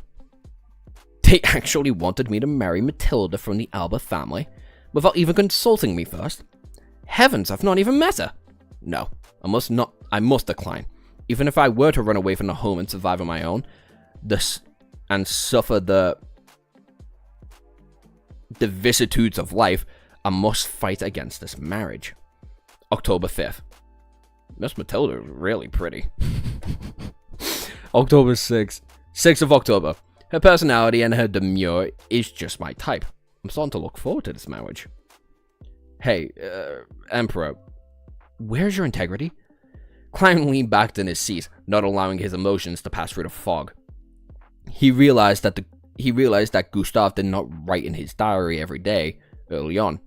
Most of the time, he only wrote in his diary when there were certain events that he needed to lampoon, record, or vent his emotions. He shifted his gaze downwards.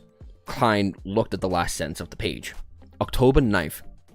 They actually called me the son of the steam. I like that very much. What? Klein was a little disappointed that the information of the first 2 pages was of little value. But he did not turn sullen. He moved on to the 3rd page on top. This page had content written on both sides of the paper. Ooh boy! Alright, there's gonna be a lot. I read his stuff because of the space Game of Thrones and good characters are real fun. I read it because it's people saying it was a space opera. And I was like, that sounds interesting. But yeah, I'd say space Game of Thrones is more accurate. I have not started the next trilogy. I'm scared of what's to come. With how grim his world can get, yeah, no, that's fair. What they're saying is it only gets worse before it only gets worse. That's that's good. Yeah. Anyway, the 21st of May, the Church of the God of Craftsmanship gave me 2 choices. The 2 beginning sequence pathways. One of them was a servant. It is a complete sequence pathway they possess. The other is Mystery Prior, which they obtained from the Moses Estotic order, but it lacks the higher sequences. The 2nd of May. My choice is easy. Savant. Savant. Not servant. Savant. The Savant has a complete sequence pathway. Although wielding more information on mysticism can aid in my return home, the problem is that if I am not strong enough, there is no need to acquire external help for the transmigration. And I do not know if the external entity would be good or bad. The benevolent or malicious. I cannot control it, and thus it could be very dangerous. In that case, may it not strengthen myself and return my relyings on my own powers. Thus, the complete sequence was the most important factor in my consultations. 23rd of May. I have become a savant. With the powers of the potion, I actually recall all the knowledge I learned in the past, such as physics and chemistry, and etc. Oh! It's a literal savant.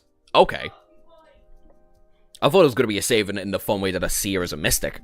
That's fascinating. Hook.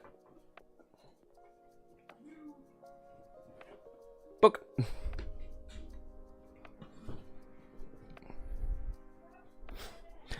Let's just say the Dark Ages amply named. The space opera starts in like 10 chapters of book 2. I'm 7. Alright, yeah, okay. That sounds about right. Where did I write savings? That's Sia, Marauder, Spectre. Did I not write it down? Sleepless, Mystery Prior, Corpse Collector, Sia, Apprentice, Marauder, Spectre. I have not? Okay. Weird thing for me to not write down, but okay.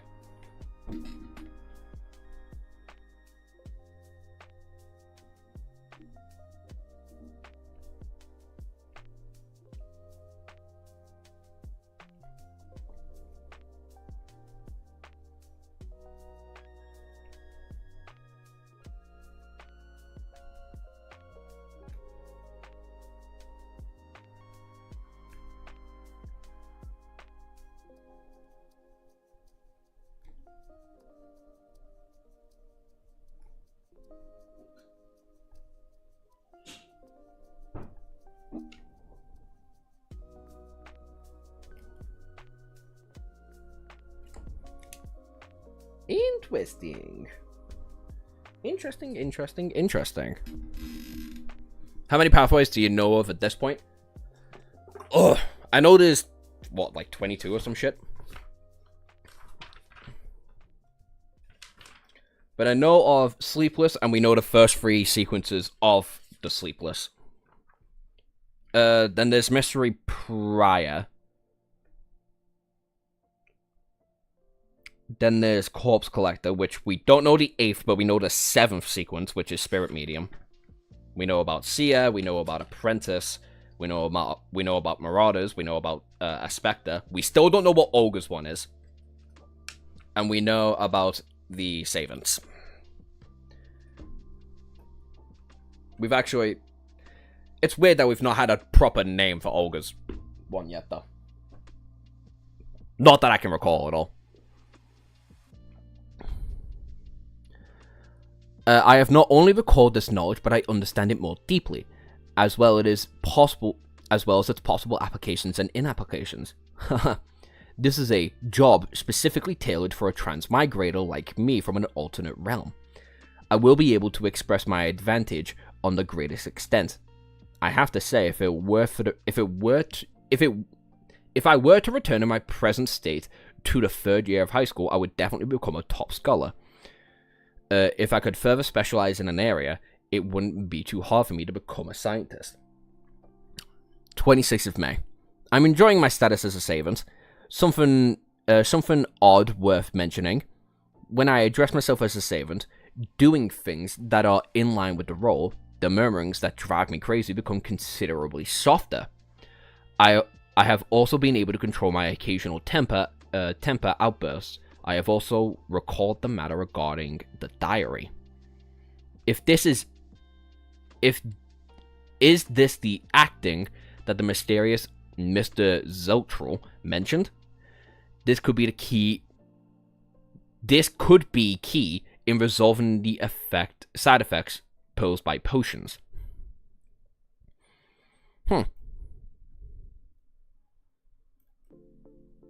So, like, the murmurs basically corruption.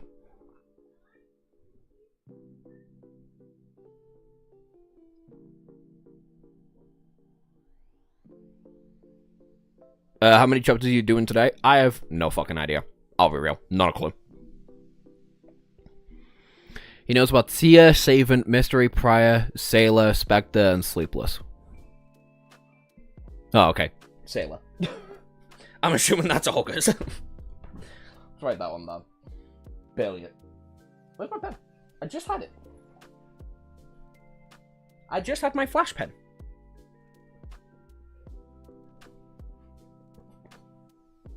Whatever.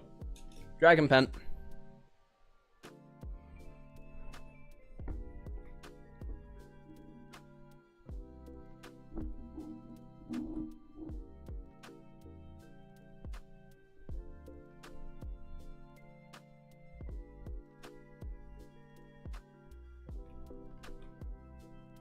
Yeah, it's ogres.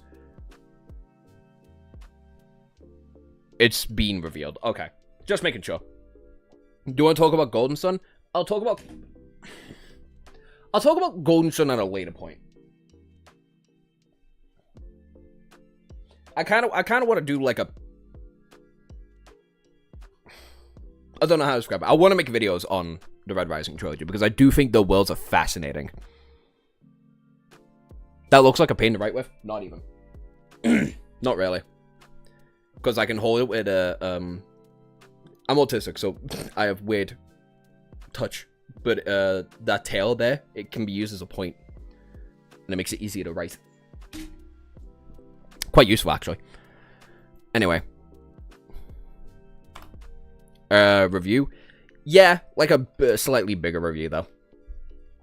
Like one of my more, like, 10 to 20 minute long tangent kind of reviews.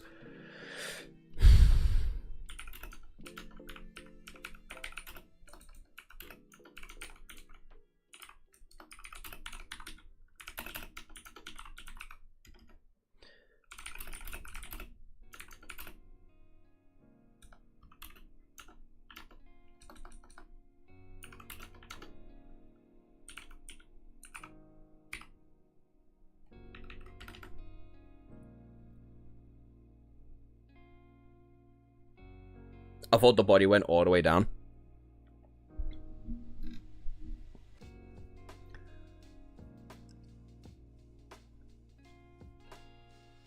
I'm forgetting her name.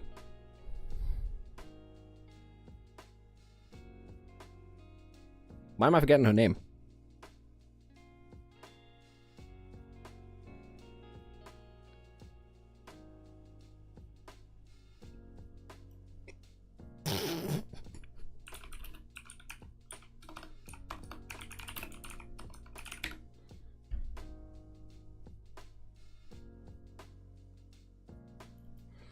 What is her name?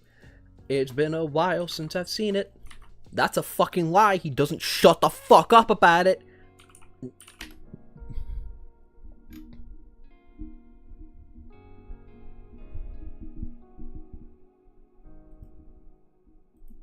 EO. The Gala's the best part of book 2. I'll keep that in mind then. Anyway, I was trying to make a joke about how Elo's body certainly didn't go all the way down. It needed help, but yeah.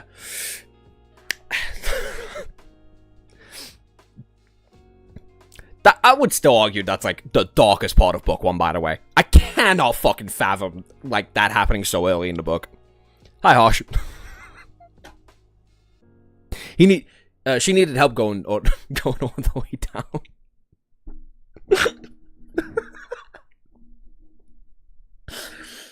Pierce Brown's a fucking evil man for that. How old is Darren in the first book, by the way? He's like 16, ain't he? So a 16-year-old doing that to his own wife? Or making a 16-year-old do that to his own wife's crazy. Oh, yeah.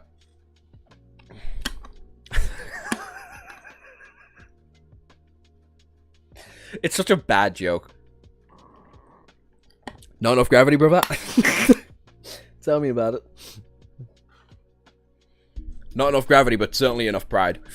What did I miss? You missed a fairly good tangent about... Oh, wait, was you here for that? I don't know. You missed a tangent about me saying Cuttlefish's writing sucks ass. And comparing it to Pierce Brown's writing in Red Rising. And how both are completely different writing styles, but both their styles of writing, which again, are unique to each other, fucking suck. And yet both the worlds and the characters and everything around them is fantastic. I just wish they had completely different people writing the books for them. Anyway. As Klein read the diary page, he had a deep realization that there was a fundamental difference between how he and Emperor Roselle did things. For example, regarding the matter of returning home, Klein considered grasping in-depth knowledge of mysticism to avoid risks and accomplish his goal, while Emperor Roselle preferred to rely on himself and face the risk. I have to say, I envy people like that sometimes. Perhaps everyone yearns for something they do not possess. Of course, I have to consider strengthening myself. Both of these things are important. Klein thought, sighing a little. The description provided by Emperor Roselle about acting instilled Klein with a confidence that the conclusion he had made about acting yesterday was more or less correct. Yeah. He put the 3 diary pages down, looked at Justice and Handman, and said, "My apologies. I was too absorbed in reading them." Ombre calmed the envy in her heart and smiled faintly. "I can understand. I hope that one day to be able to exchange information about the diary's context." "That will require a price." Klein smiled and glanced at Justice, then swept the gaze towards the silent Handman. Andre put her palms together and placed them in front of her. "Mr. Fool, Mr. Handman, I have 3 questions to ask.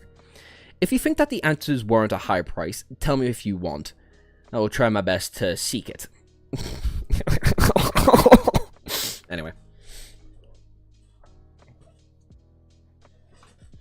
And then there's the part of you having to see them decompose. Leaving them hanging rather than allowing them to bury your fucking loved one. First of all, making you a part of...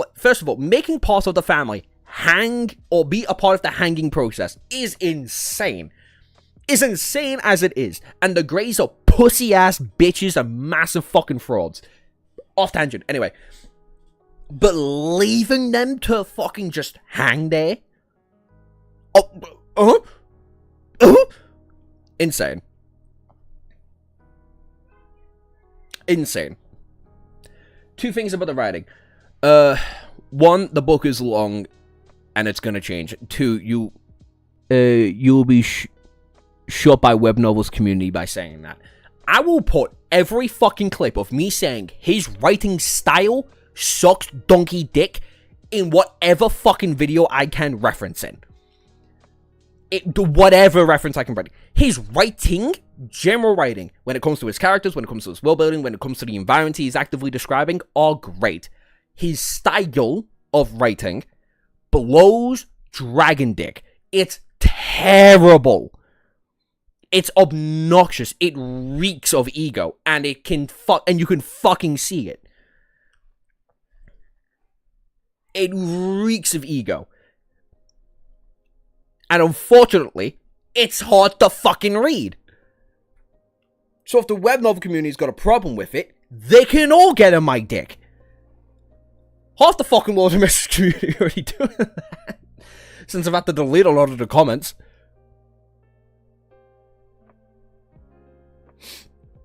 Maybe it just gets better later. I mean, I doubt it, but yeah. Probably. No problem, Olga answered, Sukun... What the fuck? Succulently? Okay. Klein nodded and leaned back further, making himself comfortable.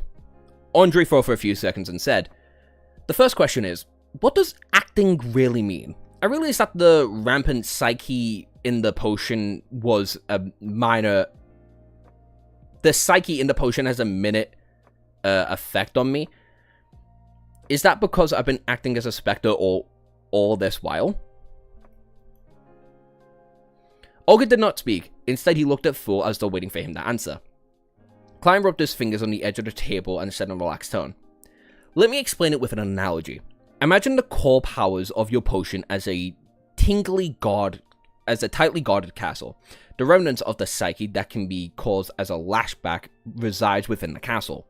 Our goal is to rid of it and become the true master of the castle. There are 2 ways that we can do that. The first is to forcefully invade the castle. There is no guarantee that it will work, and you will most definitely injure yourself unless you can suppress it with absolute power. But of course, we are not equipped to do that. The second way is to get the owner of the castle to extend an invitation. This invitation can allow us to slide through the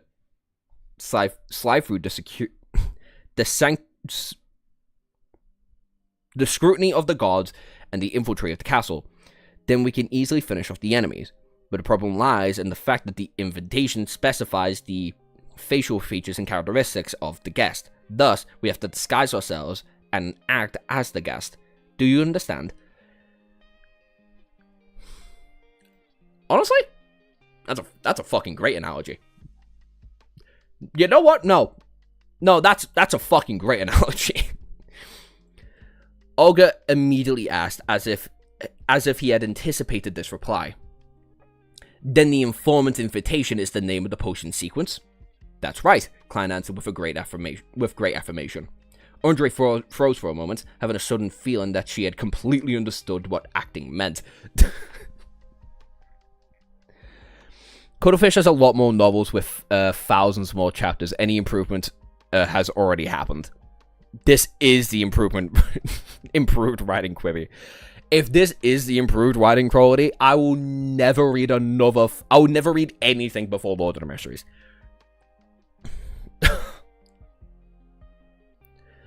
I mean, you can write 1,300 chapters without improvement. You can't write 1,300 chapters without improvement in writing. Genuinely impossible. No.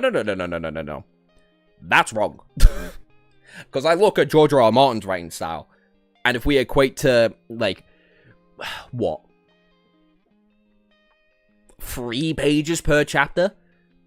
And equate those 3 pages and just follow the subsequent book lengths, then that's bullshit. Because his writing style does get fucking worse. Or the writing does get worse, even.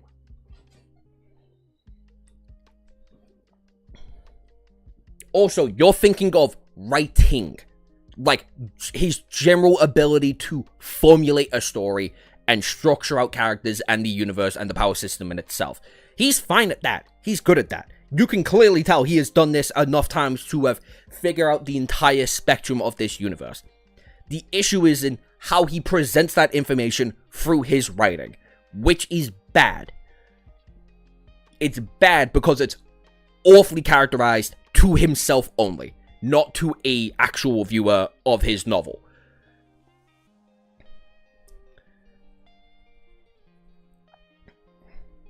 Which, again, it has a lot of fucking issues when you try to write like that. Oh, my God. Think of George R.R. Tolkien writing the language for the Silmarillions in his, like, fucking Bible for Lord of the Mysteries, and then him writing an entire book like that in his own unique style, and then having to translate that over. Even if you are able to read the Silmarillion language, or the language of the Silmarillions. No, I'm getting the whole word text wrong on that one. No. Oh my God, what's the language of Lord of the Rings? The Silmarillion is the book. That's the actual Bible.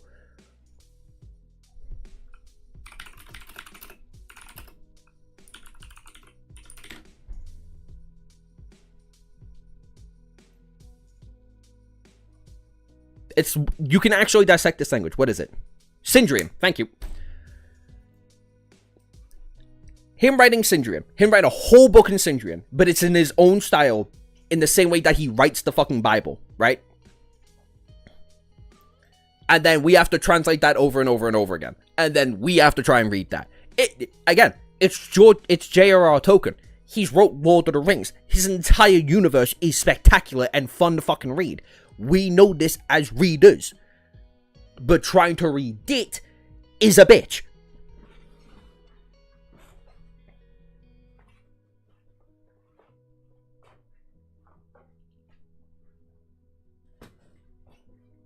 It is the language of the elves, but the actual language of the elves has a name. That is what I was trying to get at. Oh, this one. There, fuck off. Go.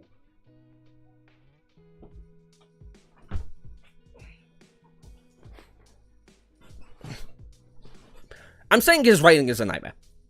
The style and how he does it, it's very to himself, and it shows. But luckily for us, it's fun. It is fun. It's very entertaining to read. But at the same time, it's like beating your head on a wall.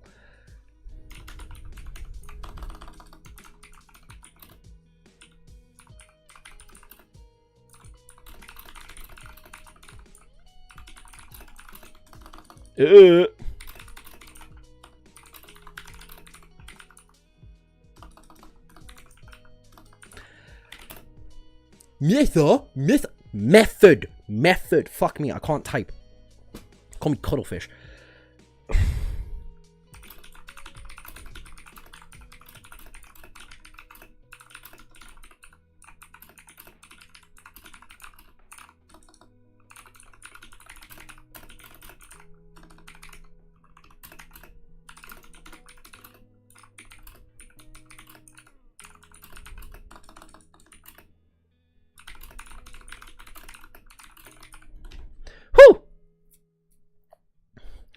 It is widely stated that the first 100 to 200 chapters are info heavy, story heavy, and takes a huge turn by starting generally to not describe stuff about halfway through point-ish.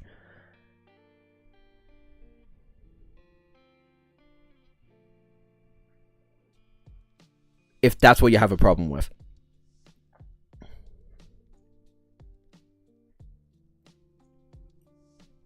Who is the Muffin Man? Who is the Maggot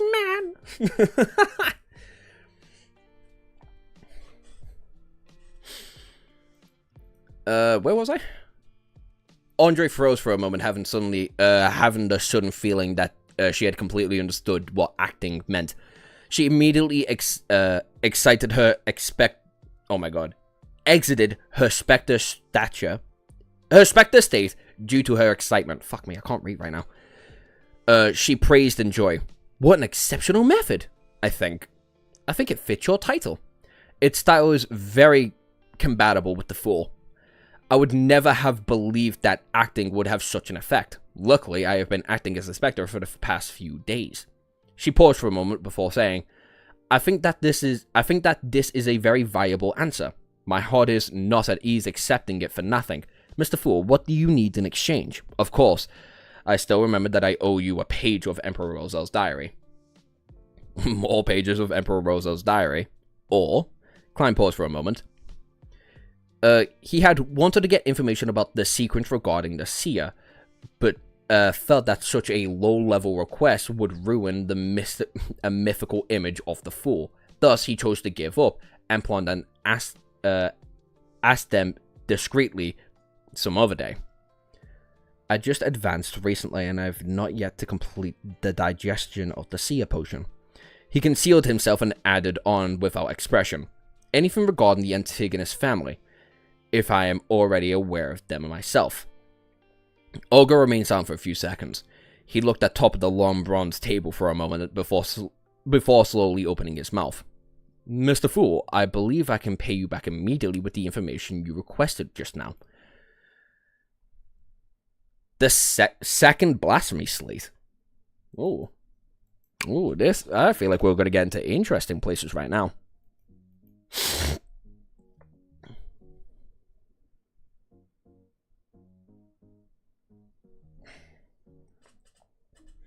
Also, to answer Harsh's question, that's not my issue. You can info dump all you fucking like, right? If it gets the point across, it gets the point across. I mean, I personally, as a reader, don't enjoy it, which is why I kind of fucking hate it when Cuttlefish does it. Again, it's the style that reeks of ego, and you writing for yourself and not for other people. That's what annoys me. And I know I'm not the only one, because it's a universal complaint about the story. Read or reveal something. I generally do not remember Cuttlefish's writing being horrid, so I think it's just a rough patch at the start. Omniscient Reader's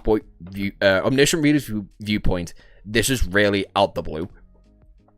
Also, I would say that's, Sam, when it comes to, like, trying to compare other stories, when it comes to, like, how he worded other people complaining about the starting of book 1 of Lord of the Mysteries, I don't think I'd go with Omniscient Reader's viewpoint straight off the bat. I mean, it does information spillage better, but I wouldn't say it's... the information given is worth reading generally. Omniscient Reader's viewpoint thrives in the idea of its story just being good, with its characters being exceptional. I'm already like 100 chapters into the manhwa. I ain't reading the novel. You're gonna have to at some point, because Season 2 is not appearing for a long fucking time. I genuinely don't think season 2 of the manga is going to appear until after season 1 of the anime comes out. 200. Also, you've got like, what, 100 chapters left of the manga before you need to carry on from like a halfway point. Oh man, I just looked at the chapter number. I haven't joined stream in a while and I haven't expected it to be so slow. I recently discovered one of Cuddlefish's earliest work, and oh boy, if you think Lord of the Mysteries is info dumping. Christ.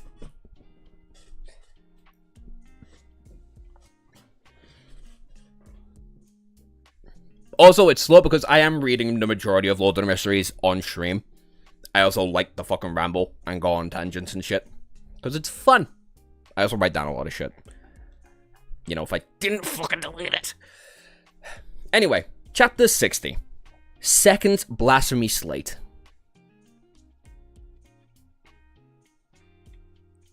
Let me calculate how many words this is. Okay. No problem. Klein tried to maintain his unchanging deep tone. He rested his left elbow on the armrest of his chair and supported his forehead slightly with his fingers, posing as though he was listening calmly. Olga deliberated over his words and said the Antigonus family is an ancient family. Their history can be traced back to the cataclysmic epoch before the fourth epoch, and it is related to the second blasphemy slate. The second blasphemy slate? There was a second blasphemy slate? How many are there? Klein's pupils shrank, and he nearly changed his posture. According to what the hangman and Justice had said previously, the blasphemy slate contained the profound mysteries of the 22 pathways of the divine. There are 2 such important items, and even more, 22 pathways of the divine, sequences and pathways. Could these 2 nouns mean the same thing? Even complete sequence pathways lead straight to the throne of divine?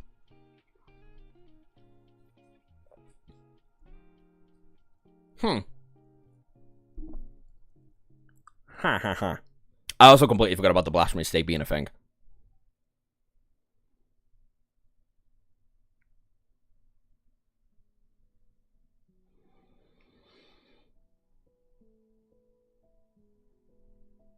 When's the next Shadow Slave stream? What day is it today? Friday, Saturday, right? Probably Monday.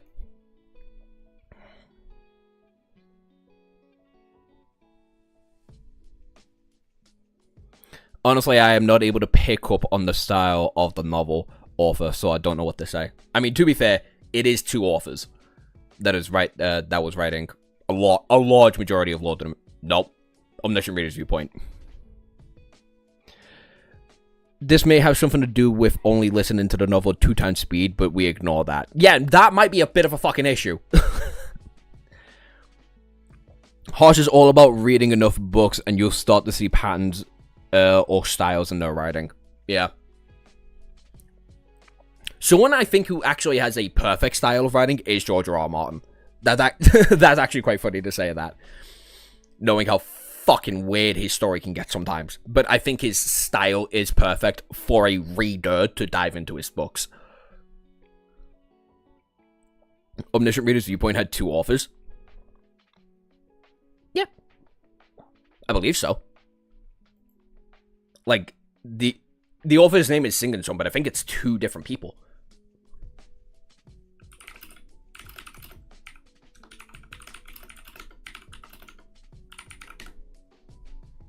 I think it's husband and wife, right? The authors of Omniscient Reader's Viewpoint, ORV, are South Korean duo writing under the pen name Sin and Song. Yeah, they're a married couple.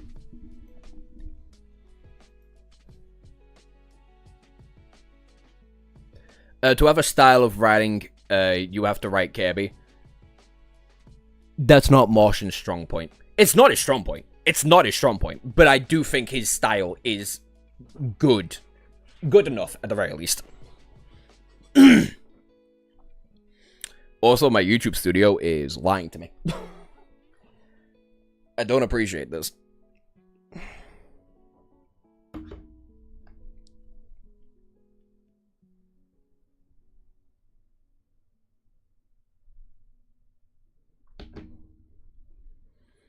anyway.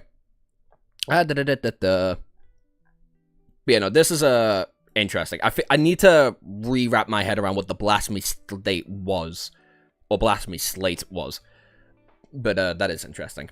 At that instant, the description of the second blasphemy slate gave Klein numerous thoughts. He believed that if it was not for the thick, greyish-whitish fog concealing him, his emotional reaction would probably have been discovered by Miss Spectre. As for the words cataclysm epoch, he was no stranger to the term as a historian. It was the name of the third epoch. Oh. After his recent revision, Klein even knew that the third epoch was separated into two eras, the Glorious Era and the Cataclysm Era.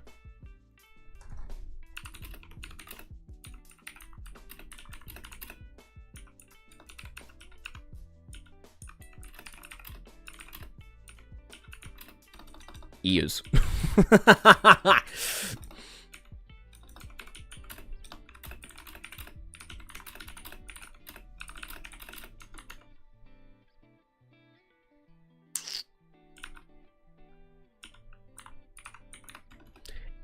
Interesting.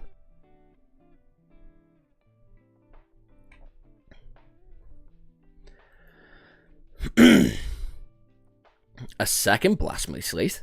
Andre painfully revealed her ignorance on the matter. Before she calmed her emotions, she returned to her Spectre state. Nice question. Klein secretly cheered for Miss Justice. Later, random. It was a question inconvenient for him to ask the fool. Olga stole a glance at the fool and noticed that his posture remained the same, nor did he make a sound. Hence his thought and answered.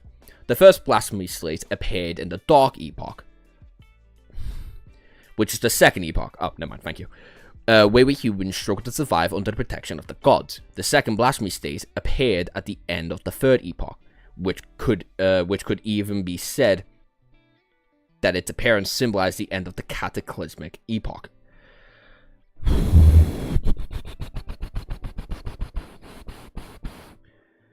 Remember, I am not random. I mean, you're not random anymore. Quite frequent, actually. Okay. I might just be forgetting shit, because I know we got explained the 5 areas of the epoch. I might just be forgetting the names of them now.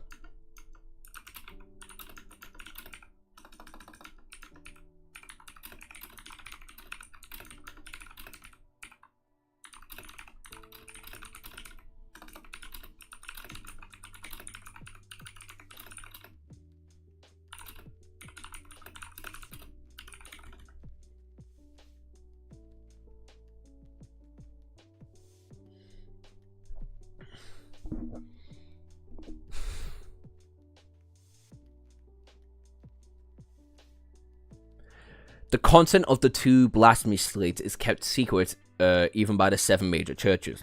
I only know bits and pieces of it. I only know that they involve the paths of the vine, but I am not sure the differences between them. Why is the blasphemy slate that Emperor Roselle saw the first or the second? Andre asked curiously. Upon hearing that, Klein recalled that Olga said that the potions named during the first gathering. He said that the names of the sequence potions were derived from the blasphemy slate.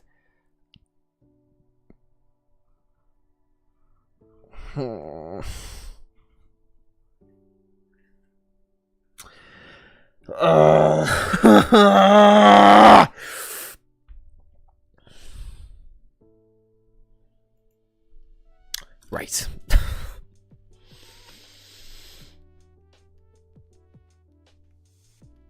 The names are easy. First, second, third, fourth, and fifth epoch. McSeal, I swear to God, I'll throw you off a cliffside. I swear to God, I'll throw you off a fucking cliffside, brother. Alright.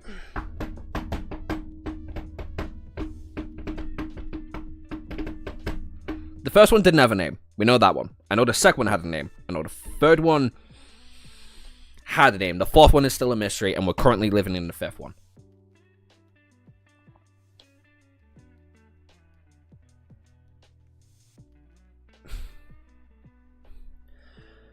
Upon hearing that, Klein recalled that Olga said that the potion's name during the first gathering. He said that the names of the sequence potions were derived from the blasphemy slate.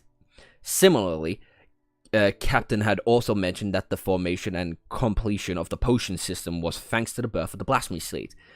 That indirectly confirms that the paths of the divine are the sequence pathways.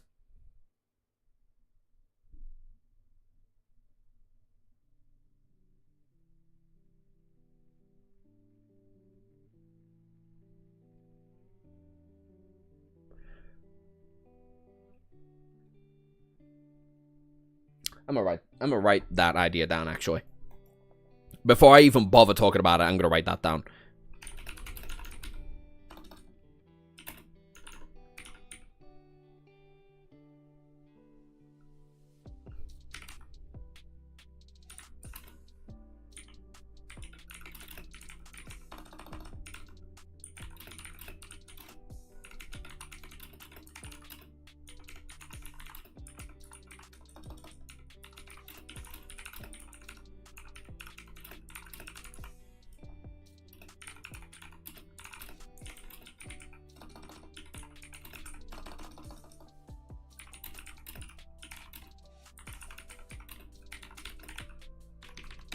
I mean, I didn't really have to write high sequence there, but still. That can be applied to anything. The fifth one is the Epoch of Machines. Yeah.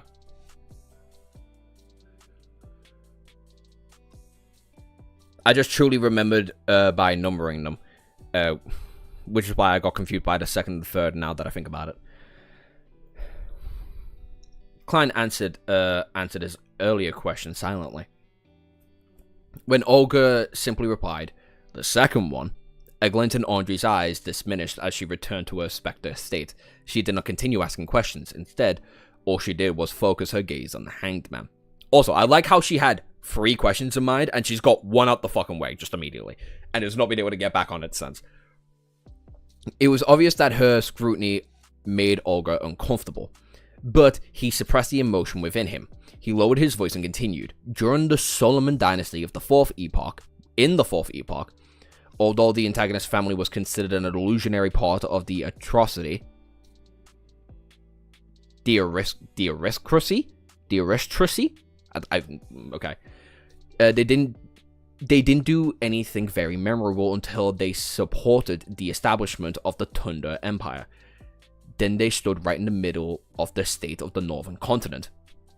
In that period, Antigonus, Almon, Abraham, and Jacob, and others were illustriously named the human kingdoms. However, after the war of the four emperors, the Blood Emperor from the Tundra Empire perished. They fell from the top of the pedestal and were now haunted by the 7 deities. I'm not sure about the actual process, but I know that the Antigonus family was destroyed by the hands of the Church of the Yevonite. Mr. Fool, if you'd like to know more, I'm afraid that you can only obtain the information from the Church of the Yevonite or from ancient secret organizations. You know which few I'm referring to. I don't. Klein nodded while feeling a bit bitter inside. Okay. The Secret Orders one. Captain and O'Neill mentioned that the Moses Astotic Order. I wonder if it's a psychological alchemist count. When he mentally checked off the candidates, Olga provided him with the last bit of information. I similarly have no idea which sequence pathway the antagonist family held. There are only two adjectives that appeared repeatedly in the descriptions of the antagonist family, and those are strange and terrifying. Strange and terrifying. Thinking back to the notebook, the original Klein and his classmates, and that what had happened to Ray Barber's mother, it was really aptly worded. Klein continuously, God fucking damn it, ripped the edge of the long table with the tip of his finger countless times. Stop it with the poor table! It doesn't deserve this! Then he slowly began to speak. Very well, I am satisfied with this payment. The reason he continuously raped the long table slightly with his finger was was to emphasize the action, to make Justice and Hangman believe that he had inhabited a habit of raping in order to conceal the fact that he had slain motion was used to active and deactivate his spirit vision. It's my pleasure. Oh my god. What the fuck do I have here? I might as well just rip this shit out.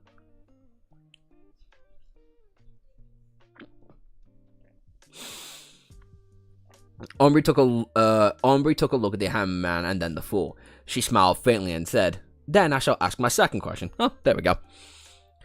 What is the name of the subsequent potion for the Spectre? Where can I find the clues? I also like to ask so straightforward, but different choice to lead different difficulties. Klein did not speak, but cast his gaze towards Hangman. Olga remained silent for a few seconds before saying, "I'll answer the question for free because I led you onto this pathway. The subsequent sequence for the Spectre is sequence 8, Telepathist." Oh, I was so on the money about her powers. Oh my days, I'm so on the fucking money about her powers. The ancient name of the 7th pathway is a psyche analyst, but is called a psychiatrist now. This is what I found out from a member of the psychology alchemist. I think they should have quite a number of potion formulas for this pathway. Psychological alchemist, spirit medium. Spirit medium Dally would rather approve of the theory, but Captain thought of them as evil and crazy. Got a dip for a bit? Later. Oh. Any of you remember doing your history test? Any of you remember doing your history test and like you're like, oh yeah, Night of the Seven Knives, the Black Spiders, you know, World War II history shit. And you're just writing down names of all these political figures that were like obviously important to like Germany's history. And you're writing them all down, and by the time you get to the test and you're trying to write shit down and not be objective about it or throw in your hypothesis or your opinions. That's what I feel like any fucking time I have to write down anything for this series. I feel like I have to sit back and go, I shouldn't imbue my own opinion onto this. Kind of like an English thesis, right? You shouldn't imbue your theory or your hypothesis on the matter of the writing or whatnot. You should just write down what has been demonstrated, for that is the actual history of the matter, not your speculation. And trying to do that for this series is difficult, especially as a very opinionated man. Alright. I found my pen before. Where is it? I found... Whoa! Hello.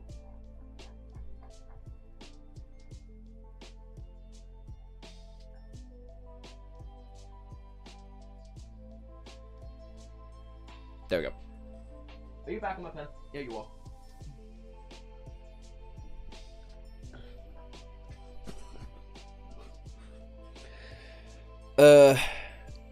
Failure Harsh has developed schizophrenia. I don't remember doing a history test. Because you haven't done it yet. You don't have a test until next year. You should be in like what, year 10? No shit, you haven't fucking done it yet. You're about to do your fucking mock-ups. Or should do your mock-ups at the very least. Unless you didn't choose history as a GCSE.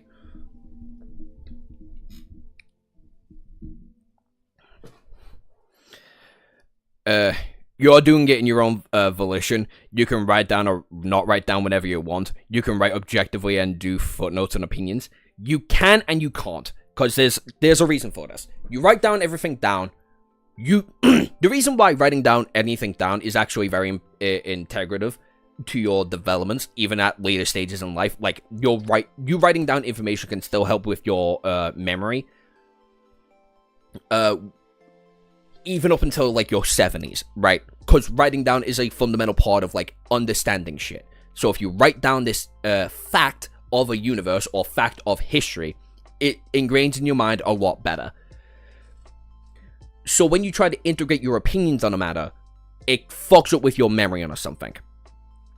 So I'll tell you this now.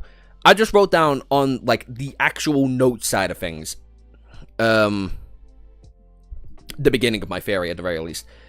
Is the blasphemy slate a person who has reached the high sequence level and got corrupted by the potion, but was able to later recontrol themselves from it?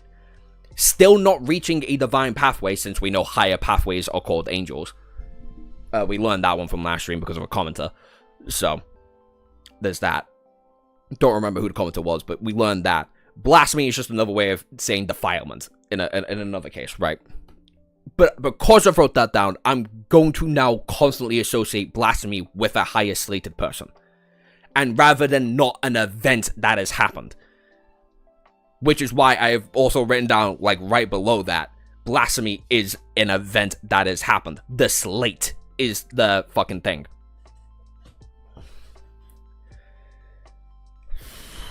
Oh. Anyway. But there is a good thing about writing down your own hypotheses and theories when it comes to actually reading something.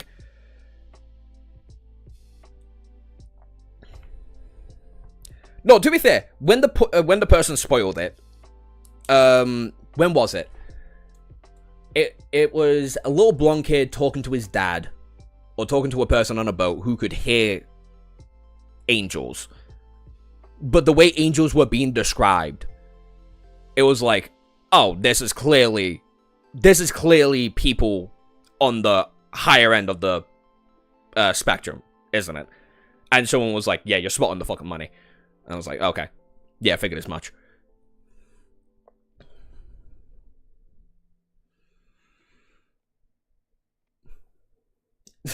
It's more them correcting me without realizing, oh yeah, I'm just starting the fucking series. So I feel bad and I don't feel bad on myself on that. Because that's just me speaking out loud.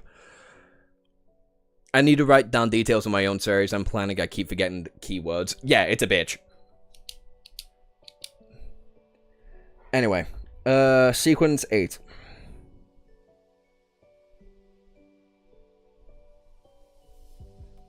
Sequence 8 is called Telepathist.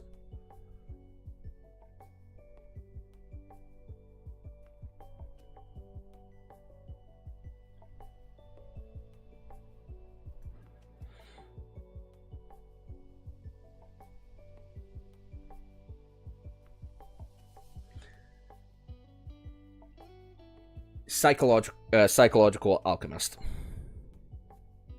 That's gonna be a really fun one to see the powers of.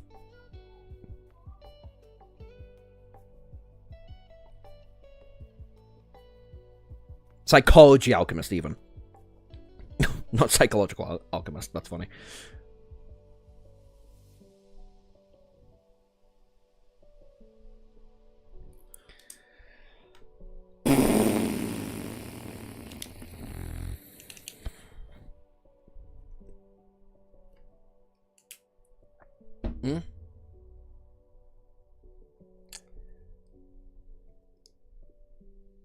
The problem is now your theories are guided. It means you're going in the right direction, or you're going, or you could be going in the wrong direction. Unfortunately for me, I've beaten Blasphemous, so I understand that I might be going in the right direction. a more correct direction at the very least. I don't know if the road's leading in the end correctly, but I can make my way back. If it so calls for it. Do you know the whereabouts of the particular psychology alchemists? Do you know the whereabouts of that particular psychology alchemist member? Asked Andre with her eyes beaming with joy. It be telepathist or psychiatrist. Both names appeal to her aesthetics. Olga gave a rare laugh.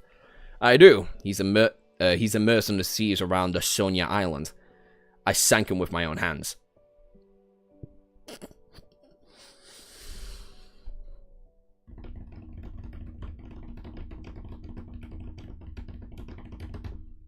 That's funny. If you would like to look for the psychological alchemist, I have to apologize since I severed the clues. He was not worried that Justice would find his identity through the description, because he did that on his own, but out of the public eye. Sank? Andre was at loss on how to reply with that expression to wear. She drew a deep breath and suddenly failed to maintain her spectre state. She asked bashfully, the third question, if, and I'm saying if, a normal animal were to drink a sequence 9 potion, what would happen? What kind of question is that? Klein tapped his scapula unnoticeably with his finger that he had supporting his forehead. Very quickly, he saw the changes in color and noticed that Ombre's emotions had turned frantic, nervous, and a little ashamed. Could she have done something that stupid? Klein was astonished. Klein was astounded, but he didn't find it strange. After the past 2 gatherings, he was certain that Miss Justice was quite an airhead. The handman, Olga, was obviously dumbfounded as well, as he took a while to reply. I haven't heard your theories, but I assume that they're all pretty incorrect. I mean, probably. I mean, I've had one theory blatantly confirmed. Blatantly confirmed to me in Shadow Slave. Like, there's no and if or but about it. And that's fucking hilarious. But other than that, I don't know. So far, the community's been pretty good about not spoiling me on Shadow Slave shit. But I don't know about Lord of the Mysteries. The only one that I've had, well, confirmed is when angels were being described, and I was like, oh, they're higher sequences. Or they are the generalized names of higher sequence wielders. And I know I keep saying higher sequences. You know what the fuck I'm talking about. Like, they're going up the fucking ladder. Before I see one more fucker type higher sequences asterisk. Anyway. Normal animals do not have the brains of humans. They wouldn't be able to learn cognition in a timely manner. Therefore, it was most likely to lead to immediate death or a breakdown into a monster. However, if they survived the initial ingestion of the potion, they would become an extraordinary creature. If the potion has the ability to enhance their intelligence, they will become smarter. Alright. Andre breathed out a sigh and nodded, while saying with a relaxed tone, I have no questions. I can't wait for this dog to start talking. I'm gonna be so fucking excited. Olga considered for a moment, but he did not mention matters regarding the Aurora Order listener. Similarly, he shook his head and said, nor do I. I have something. Klein did not change his posture, but said with a smile, it will require your cooperation.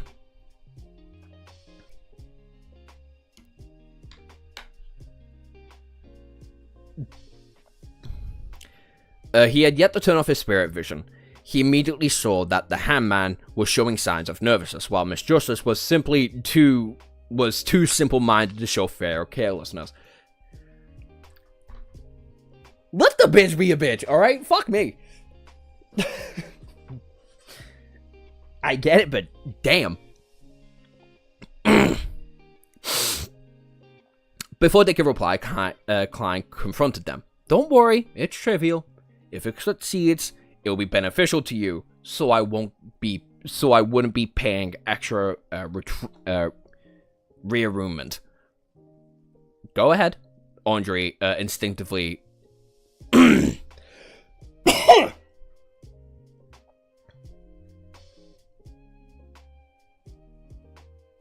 I missed the string where Sonny became the prince of the underworld. Yeah, where his armor fused with him. He is so mean to her in the early chapters, goddamn. Yeah, no, he is such a prick. I get it's the persona and a little bit of himself, but fuck you. Let the girl be. Goddamn.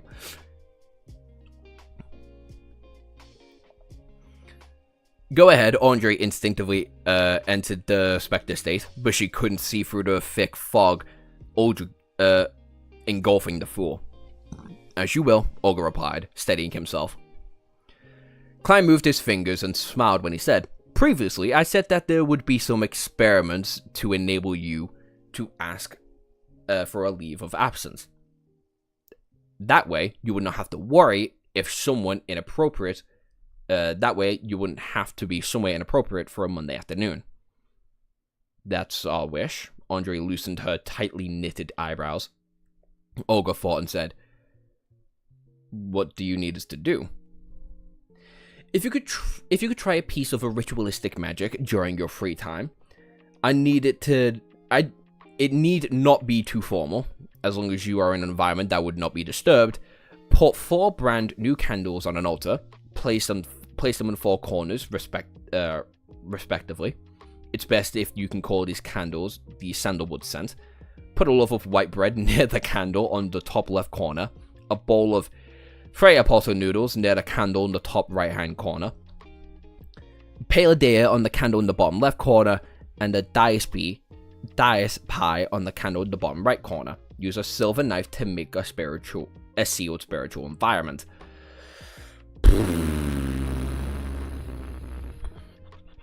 He's one of my least favorite characters for a reason.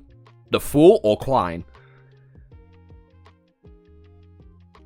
That attribute is so busted. It's so fucking broken. It's so fucking broken. It's so broken that it's fucking silly.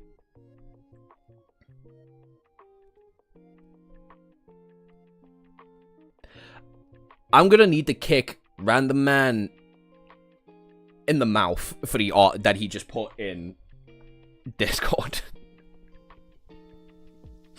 I got a message from my mutual Rex, but the last channel I had open was the art channel because I was looking at the Sylvain art, and I just see Hans and Yon trying to put Kim together. That is devastating. Fuck you. That hurts. Well, it's a jigsaw piece, but still, that hurts. Never have I thought someone doesn't match their hair color. Funnily enough, it's only slightly darker than my actual hair color.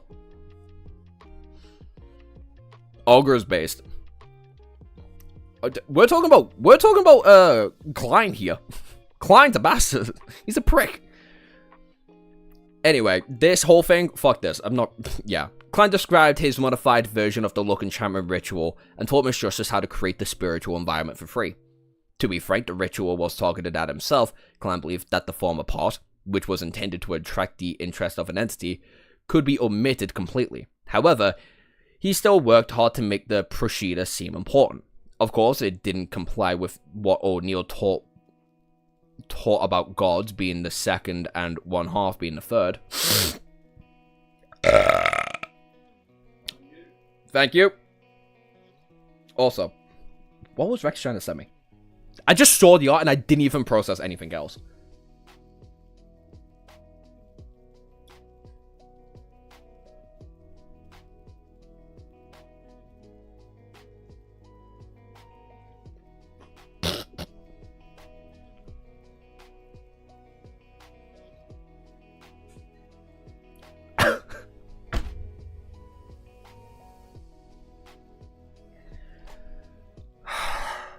Okay, I'll deal with that later. that is for a later hour of my day. To be frank, as the ritual was targeted at himself, Klein believed that oh yeah, I already read this part. Mixed moonflower, gold mint, slumber flower, lingered creighton, and a rock rose together, then distill it. Extract it through an essential oil, then pour it on a drop of each candle. Andre listened with piqued interest as she recorded all of what he said. And when he was done, she asked, "What about the incantation?" Mr. Fool, what's the corresponding incantation? Hi, Random. Fuck you. I saw the art you put in art chat. That's fucking rude. Bro, had to check the Neff art.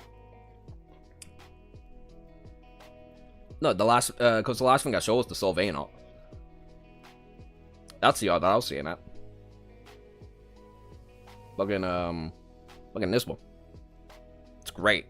Mad that it wasn't in the fucking video, but yeah. Oh! That Neff art!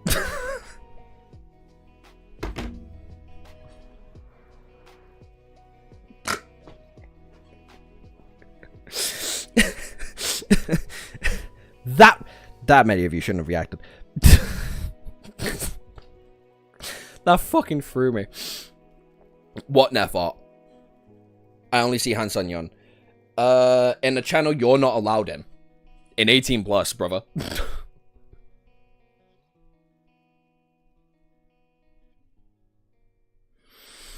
Oh, brother, I'm sweating like a bitch. You're not old enough.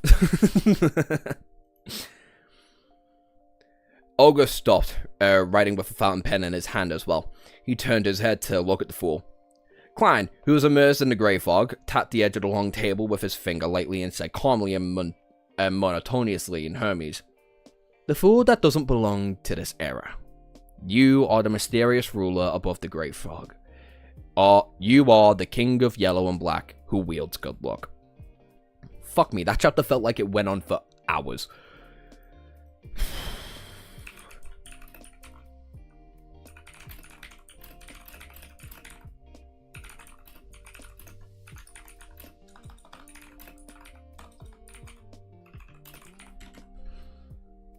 '18 plus channel? Damn.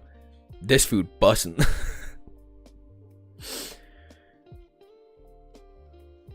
You have to train for another 300 years to challenge me. Oh, thank God. We're finally out of 60. We're on 61. We've only been here for 3 hours. Almost exactly 3 fucking hours to get through 4 chapters. Well, to be fair, last chapter was long as fuck. To be fair on me. Last chapter was long as fuck.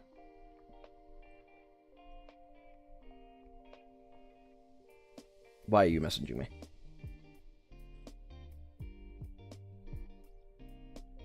That's why you're messaging me. Alright. Chapter... He finally treated the table well. He raped it 3 times in that one session. What the fuck do you mean? And one of them was just to trick Andre. Andre, I don't fucking care. into making her think that he's using Spectre Vision. Or him using spiritual vision, even. Damn, I have the Admiral class. My client hate has been censored. Your client hate's been censored?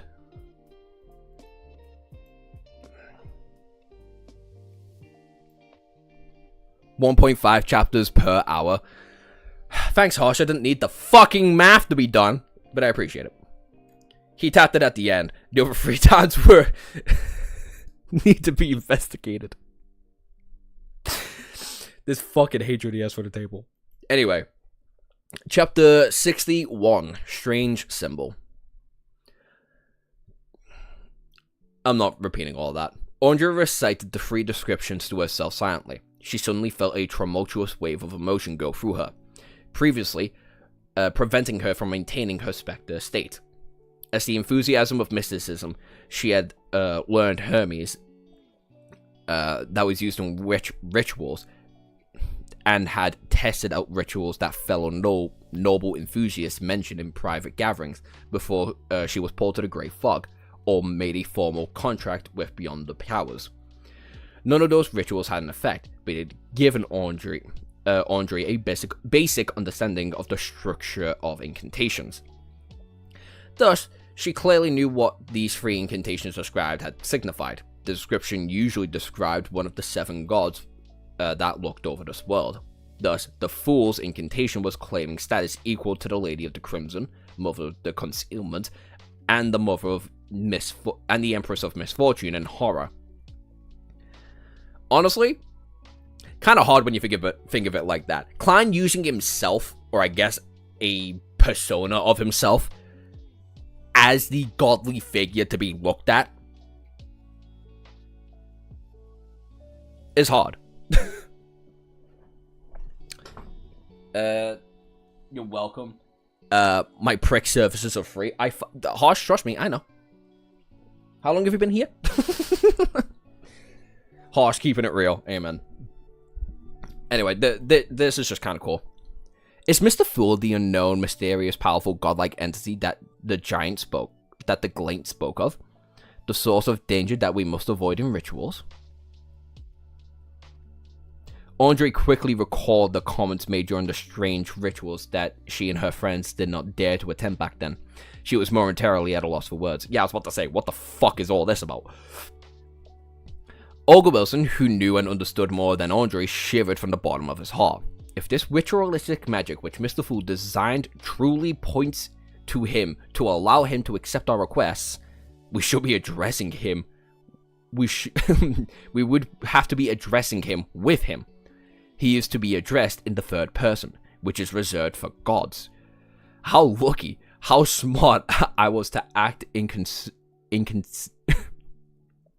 how smart I was to act in content with him and not do anything foolish. Even when I was testing him, I did not step beyond the boundaries of normalcy. He could perhaps be an ancient, mysterious, horrifying existence, only that he does not appear before us, but is in his true form and name, the primordial demoness, the hidden sage, the true creator which many mysterious churches believe in. The glaze, the dick riding, the guzzling this man is giving Klein right now is insane. Rightful. Honestly, in Olga's shoes, completely valid reaction, but this is insane dick riding.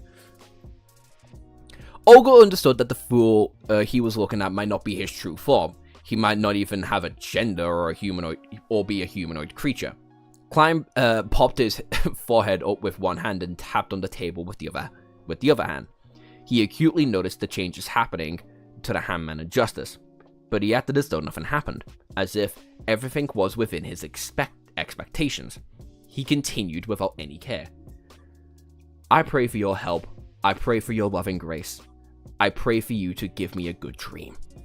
Moonflower, a herb that belongs to the red moon, please bestow your powers to my incantation. Fingered cretin, a herb that belongs to the sun, please bestow your powers to my incantation. Olga is the glaziest glazer of them all. Yeah, frankly.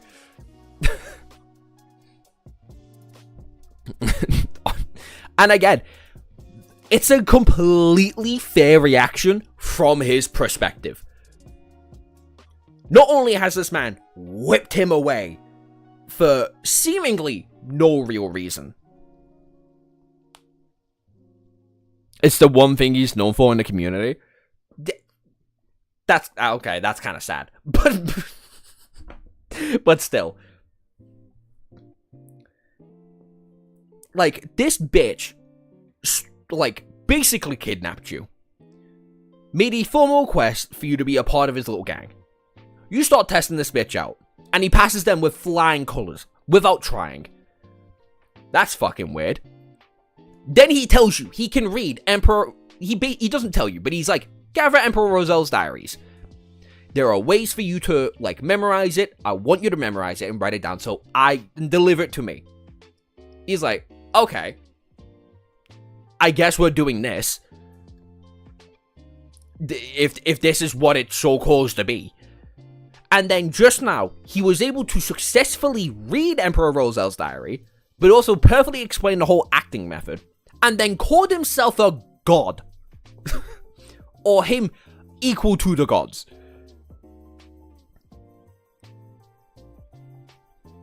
I feel like that's a perfectly valid reaction. I feel like that is a more than perfectly valid reaction for it.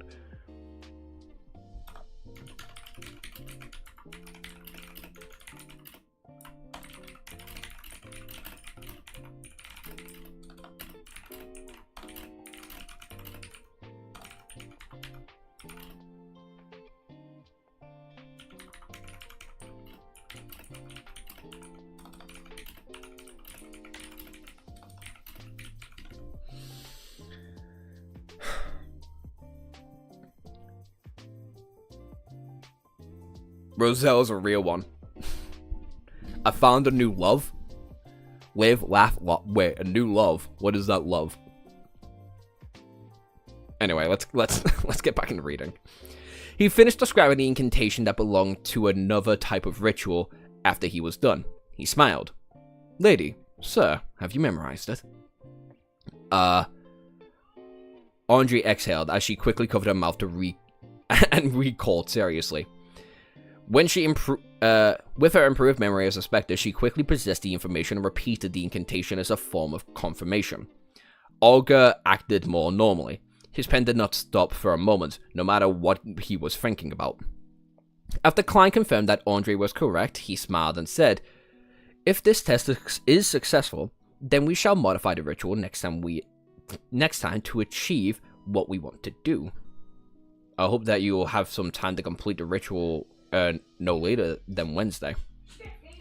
He intended to come here again on Thursday night to assertion if the ritualistic magic was successful. More art.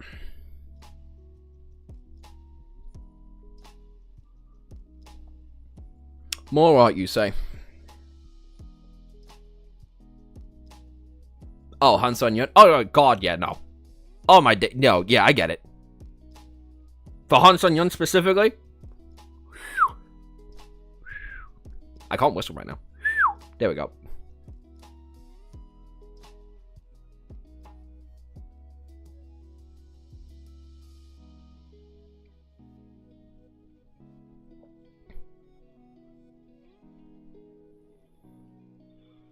That took me so long to realize it's strawberries. I was looking at it, I was like, what the fuck are the red blobs? Strawberries. Dumb fuck. Dumb fuck. Fuck me. As for why he did not allow the Handman and Justice to directly request the leave of absence, Klein was worried that he would be unable to discern if the results were from them asking to leave or merely the outcome of an attempt of the ritualistic magic. Was he to pull them into a gathering if that happened? By your will, Andre and Olga replied respectfully, collecting themselves. According to the Handman's suggestion last week, we shall have time for a casual conversation after all the official issues have been discussed. Who shall begin? Klein gave a gesture signaling someone to start. Andre signed and said, "Mr. Fool, the suggestion you made regarding the exam selection and the separation between the civil and political matters has received the approval of many members of the parliament. Perhaps it could become reality. Of course, with the efficiency of this government, the bill will only appear half a year from now from the earliest. Fuck me, are we in Britain? What the hell is this?" Hi, Jay.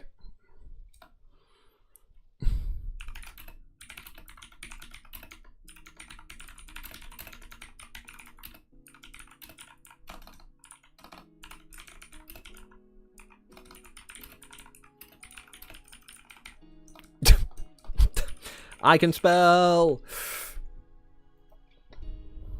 She was worried that the Handman would track her down using this piece of information.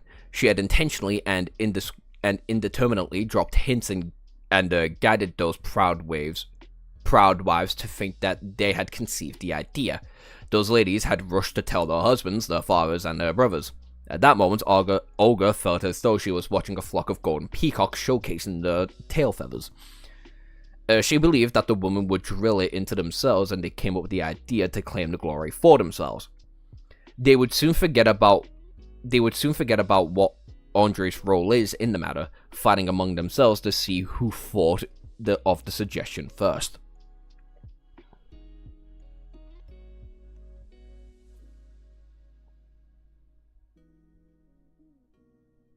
Okay. Let's be courteous. It's at least 5 years before anything even gets brought up in the conversation. Okay. 5 years fucking minimum. Yeah.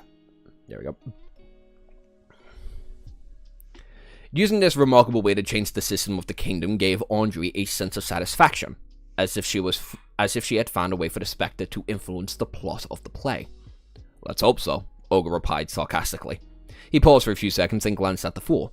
He deliberated before saying, "In recent decades, the amount of activities of the various secret organizations has seen an upward trend.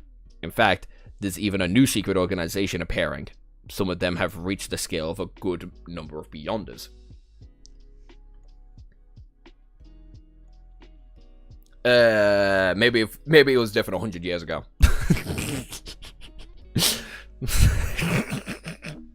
Fair assessment. Are you trying to ask me for the reason? I have not gained access to the information about the illegal organization. Klein merely smiled without commenting on the hangman's news. He changed the subject and said vaguely, an ancient power is about to be awakened from its slumber. For example, the power resonated by the Antagonist family diary. Is that so? Olga muttered softly to himself, as he recalled something. Klein swept his gaze toward the hangman, then past Justice and said with a smile, If there's anything else to share, then let's end today's gathering here. By your will, Andre and Olga stood up together. Klein moved his fingers and severed his connection to the dark red stars. He watched as the two fingers vanished from the magnificent palace. He stood up and turned on his own chair. Which he was able to seat the honor of the bronze table. He looked at its symbol. Finally, we're finally seeing his fucking symbol. We got Storm. Alright, 1 minute.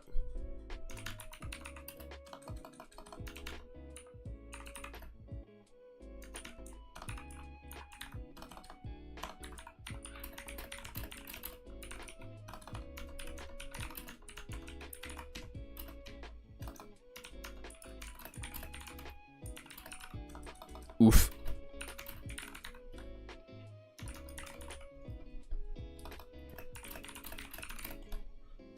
I keep hitting fucking enter because I'm constantly thinking of like writing down notes, but I'm not. Radiant stars formed a strange symbol. It was not a symbol that fit anything in Klein's present understanding of mysticism. He observed closely before identifying the pupil-less eye, a symbol representing concealment. He also saw contorted lines that represented change. Each of the symbols were missing a portion and were overlapping with each other, creating a new symbol. An incomplete concealment and an incomplete change. Then what do we add them to? What do we get when we add them together? Klein creased his brows and muttered to himself, unable to come up with an answer. He retracted his gaze and walked along the ancient, magnificent palace. His eyes scanned every corner of the place. Back when I can imagine this place, it was merely a rough concept. I did not describe the shape of the palace, tables or the chairs. Where does this design come from? The best choice? The first prototype? Or are there any reflections of reality? Klein suddenly had a question he neglected previously as he looked at the palace. Later, Harsh.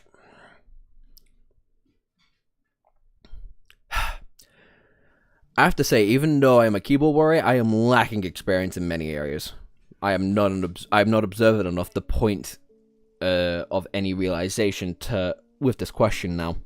With such a self-reflection, Klein made a serious effort to examine every corner of the palace, but he did not find any other living thing or anything strange. Klein did not dare to venture deeper. It seemed to be an illusionary land without boundaries.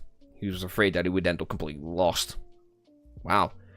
If this place is filled with mysteries, who knows if there will be any...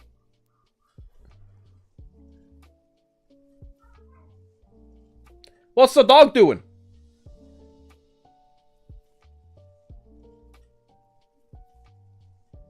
Okay.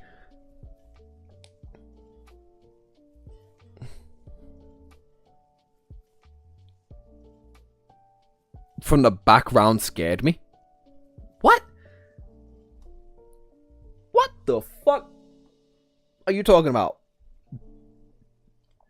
Anyway. Who knows if there are any changes to this area when I become more powerful. Klein sighed.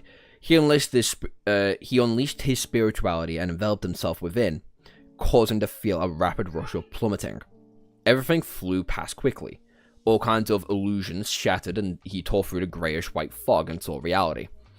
He saw the table, curtains and clothes in the back of his room. Backward, Empress brought, Andre saw the oil painting that hung on the wall. She felt the softness drowned feathered pillow under her head provided. Hey.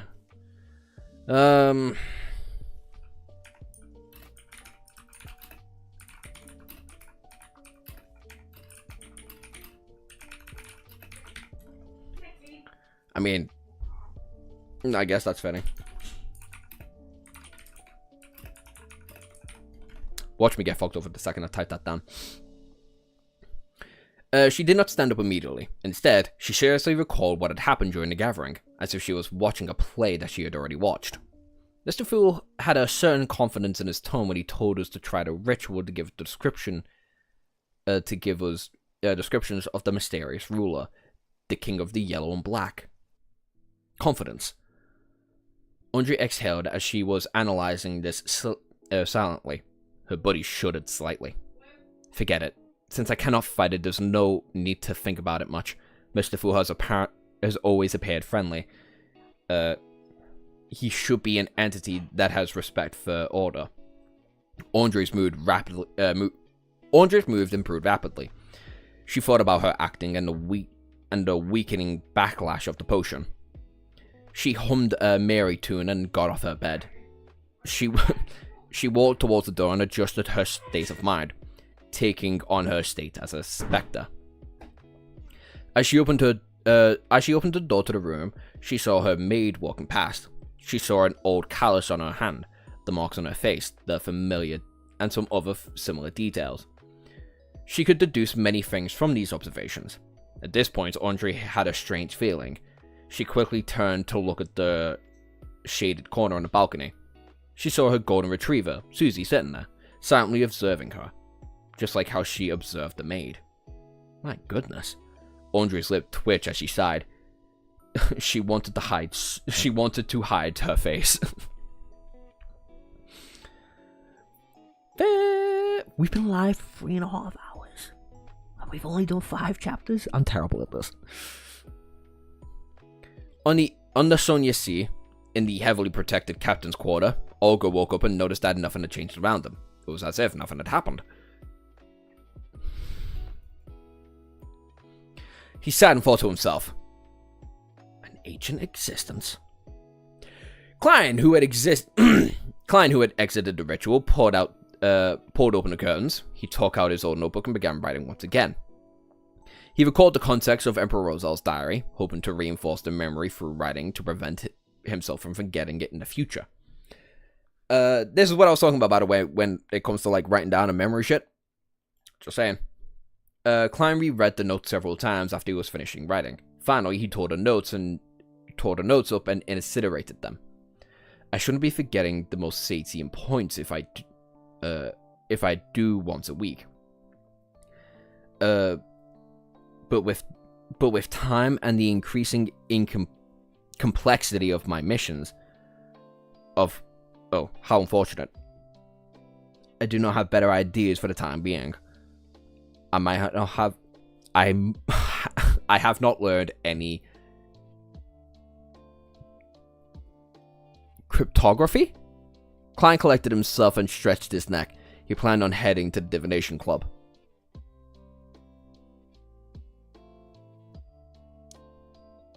It's the hair. It's a huge debuff. Again, if I gave a fuck about what y'all thought about my appearance, I would not be streaming. Asiya was defined definitely by different people. No one could say another person's method was wrong. So, Klein, who did not know which of the seers fit the requirement of the potion, couldn't only correct it if the experiment or the ascension in which one was best fit. Is this long? No, it's not, thank God. Alright, we'll read this and then end it, because 3.5 hours of hair is crazy. I said that the hair debuffed his reading skills. As if my reading skills was any good to begin with.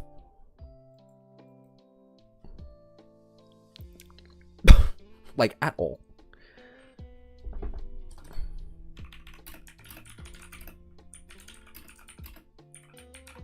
I really need to change my fucking keybind to screenshots, man. It's getting crazy. My lip hurts. Chapter 62.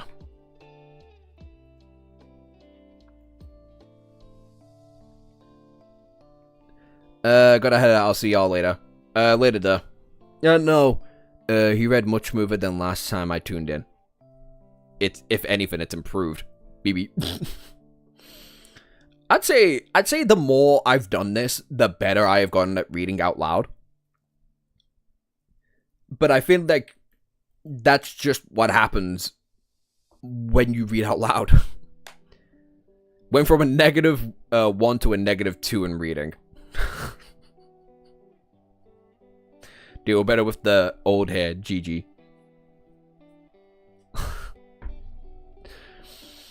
Chapter 62. A seer's suggestion. Before Klein left home, he took the time to meticulously clean up his suit and top out with a small brush and a handkerchief. Then he washed his white shirt, changing it into a familiar linen shirt along with the only decent cheap coat he had. He then briskly walked onto the street. First Melissa's dress, then Benson's suit. Only then can I consider the second suit for myself. Money is never enough. Besides, we need to save money to buy porcelain tableware to receive for our guests. Plus, I have to save money to buy a variety of materials related to mysticism. Klein sat in the public carriage and took note of the financial status of the home. The more he did the math, the more he shook his head. He reckoned he needed at least a year to let himself, his brother, and his sister live as a middle-class family. Of course, that was without taking promotions or pay raises in consideration.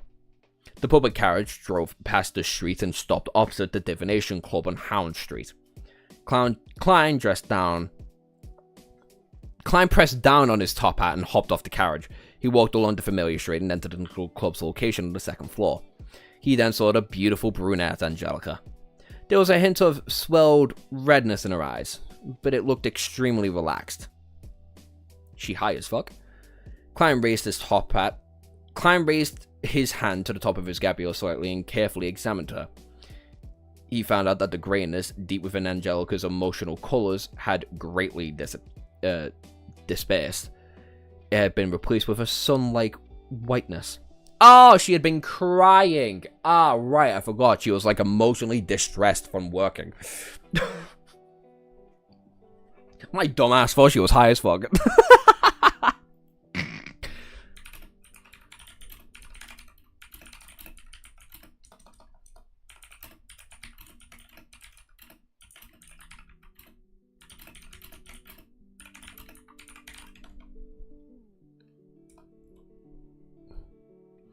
I wonder if Klein's abilities make him better at embezzlements.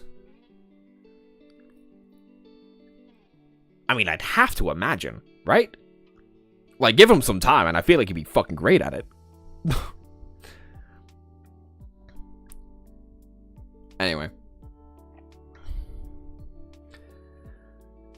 After taking it in, Klein walked off and took off his hat and smiled. Madam Angelica, it's a lovely day, isn't it? Angelica lifted her head and was briefly shocked. She then beamed and said, You are just like Mr. Vincent's cat. You don't make any sound when walking, do you? You managed to tell. I forgot you're a fortune teller skilled in face reading. She paused, then she gently bit her lip before bowing. Thank you. Thank you for your suggestion yesterday. I feel much better. I haven't been this relaxed, happy, and content in a year. Upon hearing her show her sincere gratitude, fuck me, Klein was infected with a joy and happiness she had.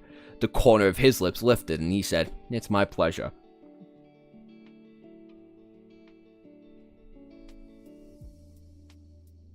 Josh, bro, You've only been gone for a day. Why do you look like someone trying to draw a mob from memory?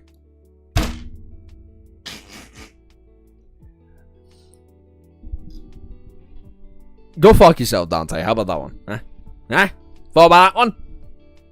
Fucking prick. That's probably the best episode I've had all day. That's great. Josh looks like pre-time skip Marco from One Piece. Fuck me.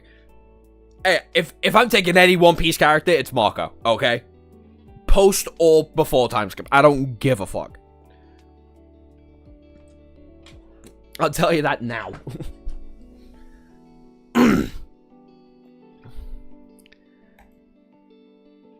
I thought she was high as well, to be honest. Yeah. At least I'm not alone. As he spoke, he could feel his spirituality relax and turn linear. Is this what a seer potion wants? A seer that can really help the Inquirer? Klein pinched his gablet, as though he was thinking before secretly tapping twice. It had been said that he had found the action of activating and deactivating his spirit vision in practice insufficiently inconspicuous. However, the problem was that he hadn't thought of a better solution yet.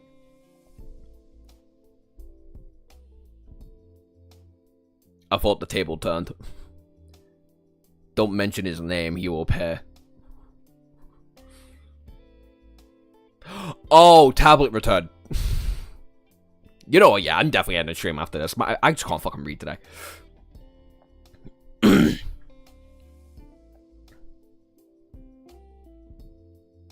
However, the problem was that he hadn't thought of a better solution yet.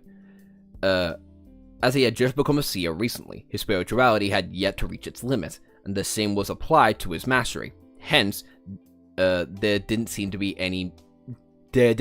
many suitable locations for activation, which for a spiritual vision. The Gabriel was the best option so far.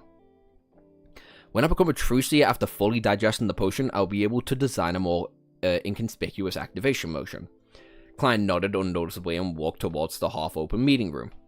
Coffee or tea? Angelica asked hurriedly. Desi coffee, Klein answered. He planned on trying to drink all the divination had to offer. Then he saw that there were 6 or 7 members present.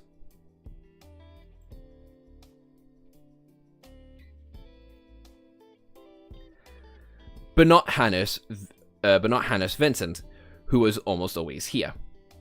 Mr. Vincent isn't here. Klein stopped in his tracks and planned on passing question.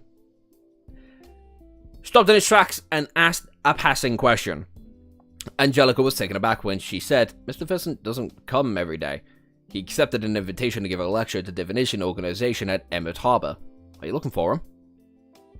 Not at all. I was just curious. After all, every time I've seen him every time I've come here. Klein shook his head with a smile. Meanwhile, the realization that there was a familiar face among the 7 members present. Glacius, who had divined him, who had divinated for him before, was present.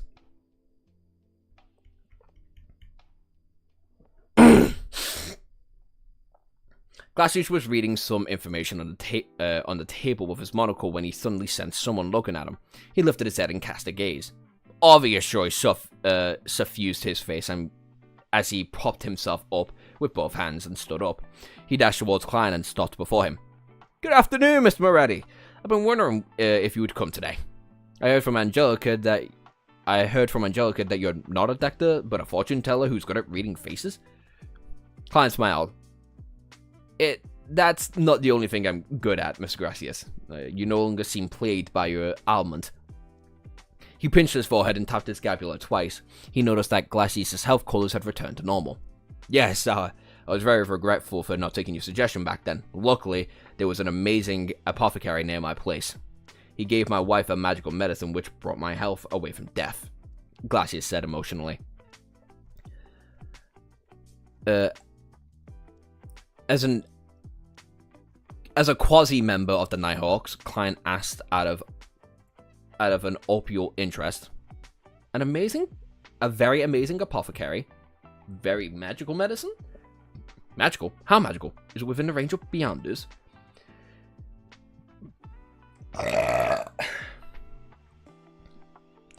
He said that it was a kind of folk medicine from Lemberg. In short, it helped me with treating my illness a lot.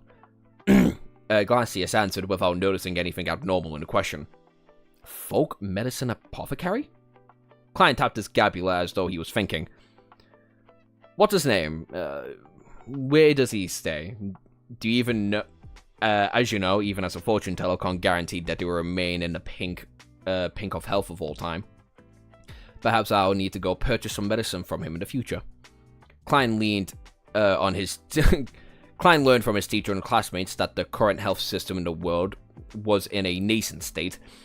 there was almost no cure to many diseases, so the magical medications and miraculous apothecaries still controlled the market. There is no harm in knowing more, since one would serve useful. Glacius answered honestly. His name was Lawson Darkwade. He has a tiny store in 18th Vlad Street in East Broad. His name's Lawson's Folk Herbal Store. Am I crazy? No, I'm definitely crazy. I'm thinking of a completely different series. Thank you. Klein remembered it and spoke sincerely. Glacius turned around and invited him to sit beside him, and at that moment Angelica came over and served the coffee she brewed. Compared to the Southville coffee, Desi coffee is more fragrant, but it has quite an inferior taste. Klein took a sip and savored it for a moment. Glacius hurriedly deliberated his words when he saw Klein put down his white porcelain cup.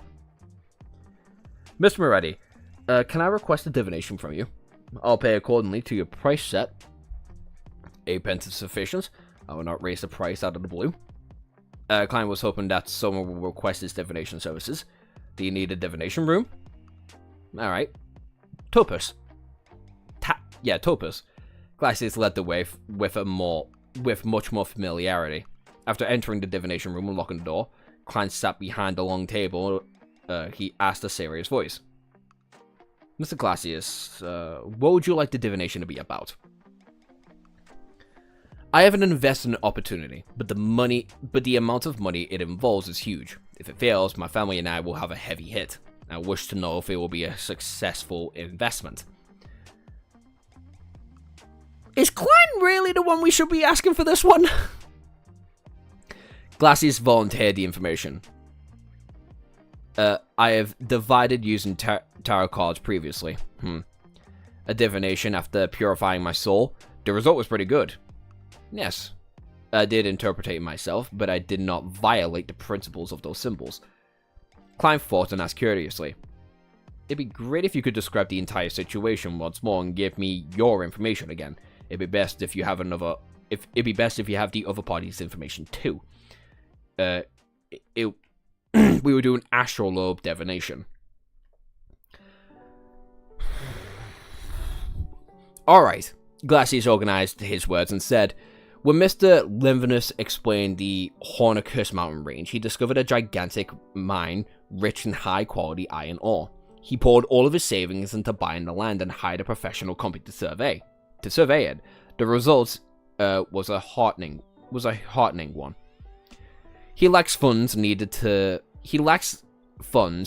for subsequent developments, so he formed a steelwork company and intends to apply for a loan from the bank using the project. At the same time, he will also issue a corresponding number of shares to raise the initial capital. The plan is still in its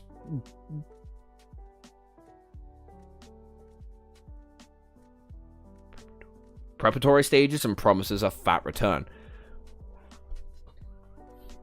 Klein, who had been reading the newspaper recently and also happened to be a history expert, knew that there were shares in this world. He also knew that the concept of shares was delivered from Emperor Roselle. Yeah, here we go. I feel like every bad thing that's in this world is this bitch-ass pussy's fault. What the fuck did I just do? During the organization of the Southern Continents, he had set up the West Balam Company and solved the National's Findracy matters successfully by raising funds from the public through the issue of shares. As such, he had the first mover's advantage for colonization. Because the returns were great, this development continued on. For example, there are now railway shares, mining shares, steam development shares, and so on and so forth. There are some that succeeded and some that failed. Hence, that catalyzed the formation of organization like the Blackwood Stock Exchange. Roselle was a true invasive species. Dead ass. Everything this man touches is ruined.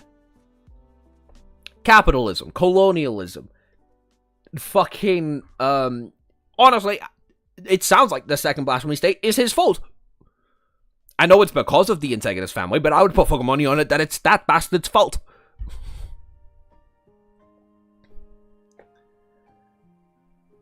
Because the returns were great, the development continued on. Oh, yeah, right.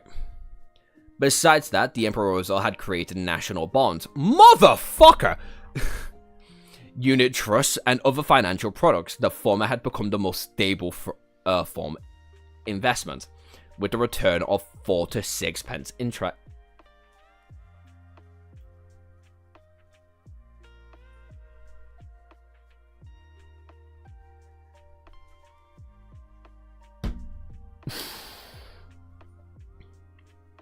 I really don't want Emperor Rosal dead.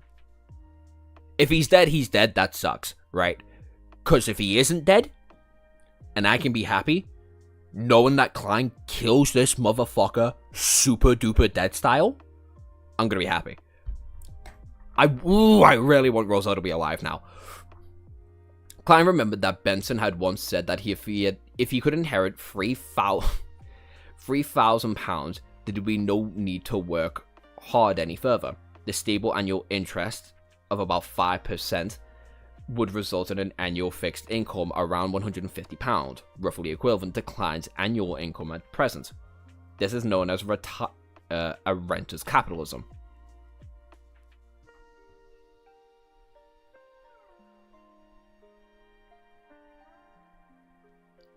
Rosal was surely a passionate person for everything he brought into this world. How dare you want Rosal's death? Fuck this cunt. He brought in every worst asset of capitalism that isn't... No, even basic slavery. Fuck this cunt.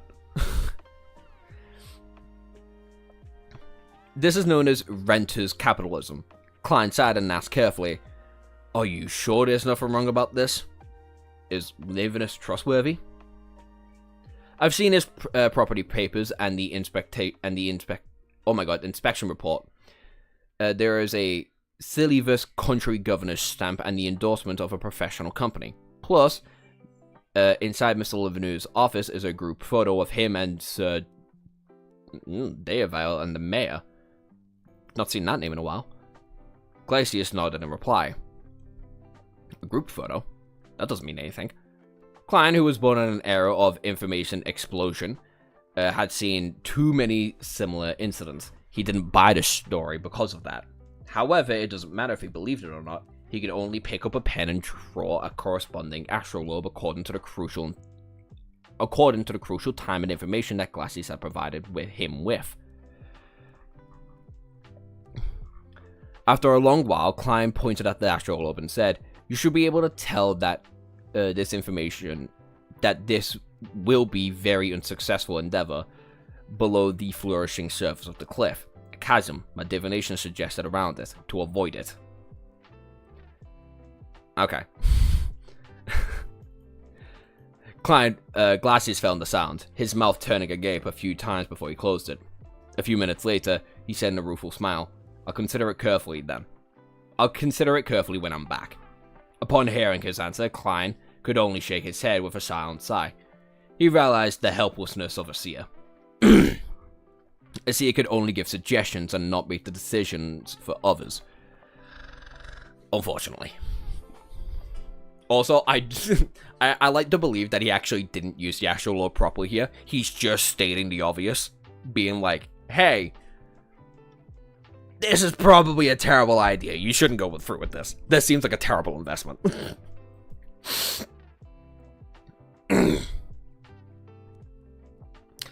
A seer could only give suggestions and not make the decisions for others. Just as the two left the tapas room, Angelica walked over and said, "Mr. Moretti, someone wishes for your divination." When she said that, she added with a whisper, "He did not ask for my recommendation, nor did he view the album." Oh, it's gonna be thingy. Has my reputation spread? Klein turned towards the reception hall in a puzzlement. Is this yeah, it's Joyce. Fuck yeah.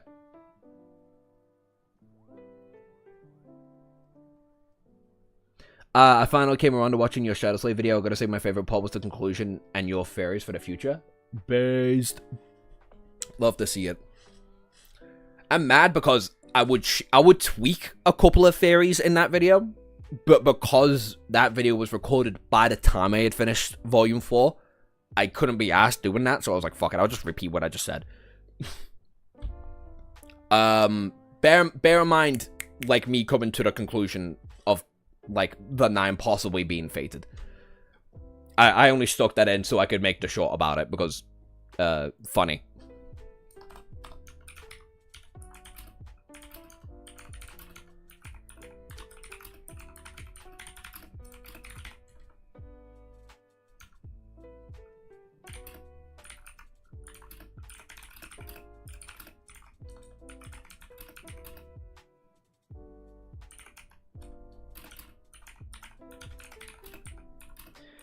Anyway, 4 hours.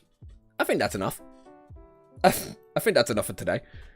These were great. These were fun, really mindfucky kind of chapters. But the kind of mindfucky that I don't mind, if you catch my drift, you know? I completely forgot I had this. Fuck my life. Damn it. Okay, let's keep you there. And also, let's keep you there, just in case.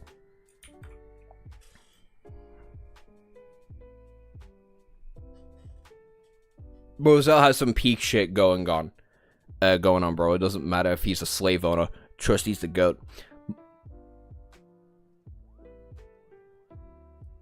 He's low-key a scumbag, but chill. Bridge, he's a slave owner!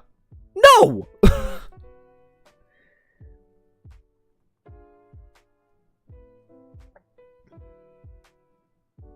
Honestly, I might just stick to the free volume format when it comes to Shadow Slave reviews. So by the time I'm done with volume 7, I'll probably get around to try and making that review. Get around to making it.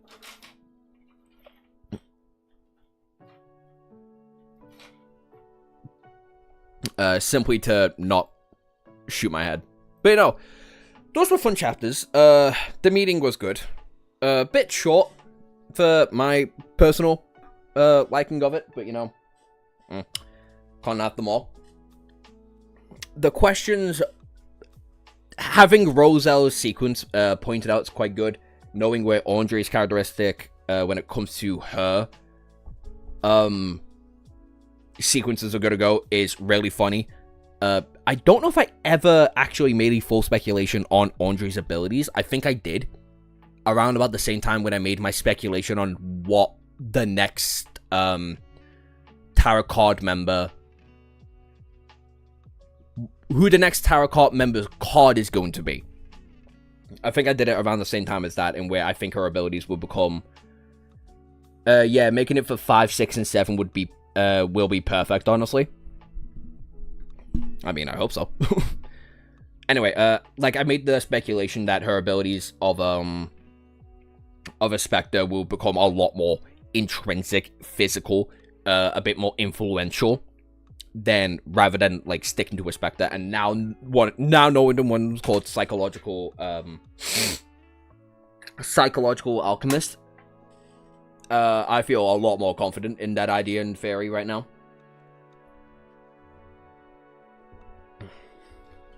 What was the 8th one? The 8th one's a telepathist. Yes, that's the one that made me go, okay, I'm right. I'm more confident in that idea being correct than anything else when it comes to, you know, being a Spectre. I kind of want to know Olga's a bit more, because I don't even know what like level of a sequence he even is. Is he an 8th? Is he a 7? It's like pointed out that he's higher up, like he's gone up on the ladder, so it's clearly not that. And then there's the whole theory crafting with Klein. Look, it's fun. I enjoy it. Fuck me, is it a headache? When it comes to the perspective and answering of what acting means for the potions, and then also learning about the blasphemy state. Not even learning what the blasphemy state is. right? Not even learning about it. Knowing that it's the cause of a cataclysm that came about. Or it came after a cataclysm. Focus on me, bitch. Me? There you go. Is interesting. And then... Oh, what was the last bit? What was the last bit? That it was... Oh. The connection between Klein's original world and there possibly being different entities towards the Great Fog and its world is interesting, too. I do think it's one entity, though. I do not think Klein's the first one to enter into the Great Fog.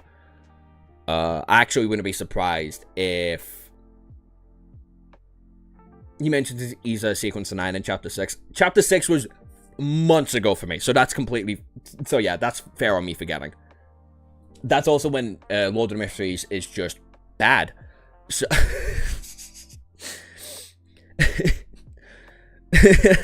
I'm not going back on my word on that one. The early chapters suck dick. But yeah, I'm still confident in the idea that the Great Fog does only have one entity and it needs certain people to do certain things. I wonder if Rosella's been in it before. I wonder if other seers have been in it before. I wonder if other people who have been given the full tarot card have entered into it before. It's I know, I think it's an interesting chain thought to think of, frankly. So yeah, just a lot happened in these, like, what, 8 chapters, if even. Fascinating. But yeah, I'll leave y'all's be. 4 hours with me? Fucking hell. The fact none of you decide to blow your brains out's crazy. Careful, the fan base might send curses your way. They can. I just hope they understand. I don't care. That's all I need them to know about me. Anyway, let's end the stream. Thank you very much for joining. And, goodbye. Bye-bye. Bye-bye. Bye-bye. Bye-bye.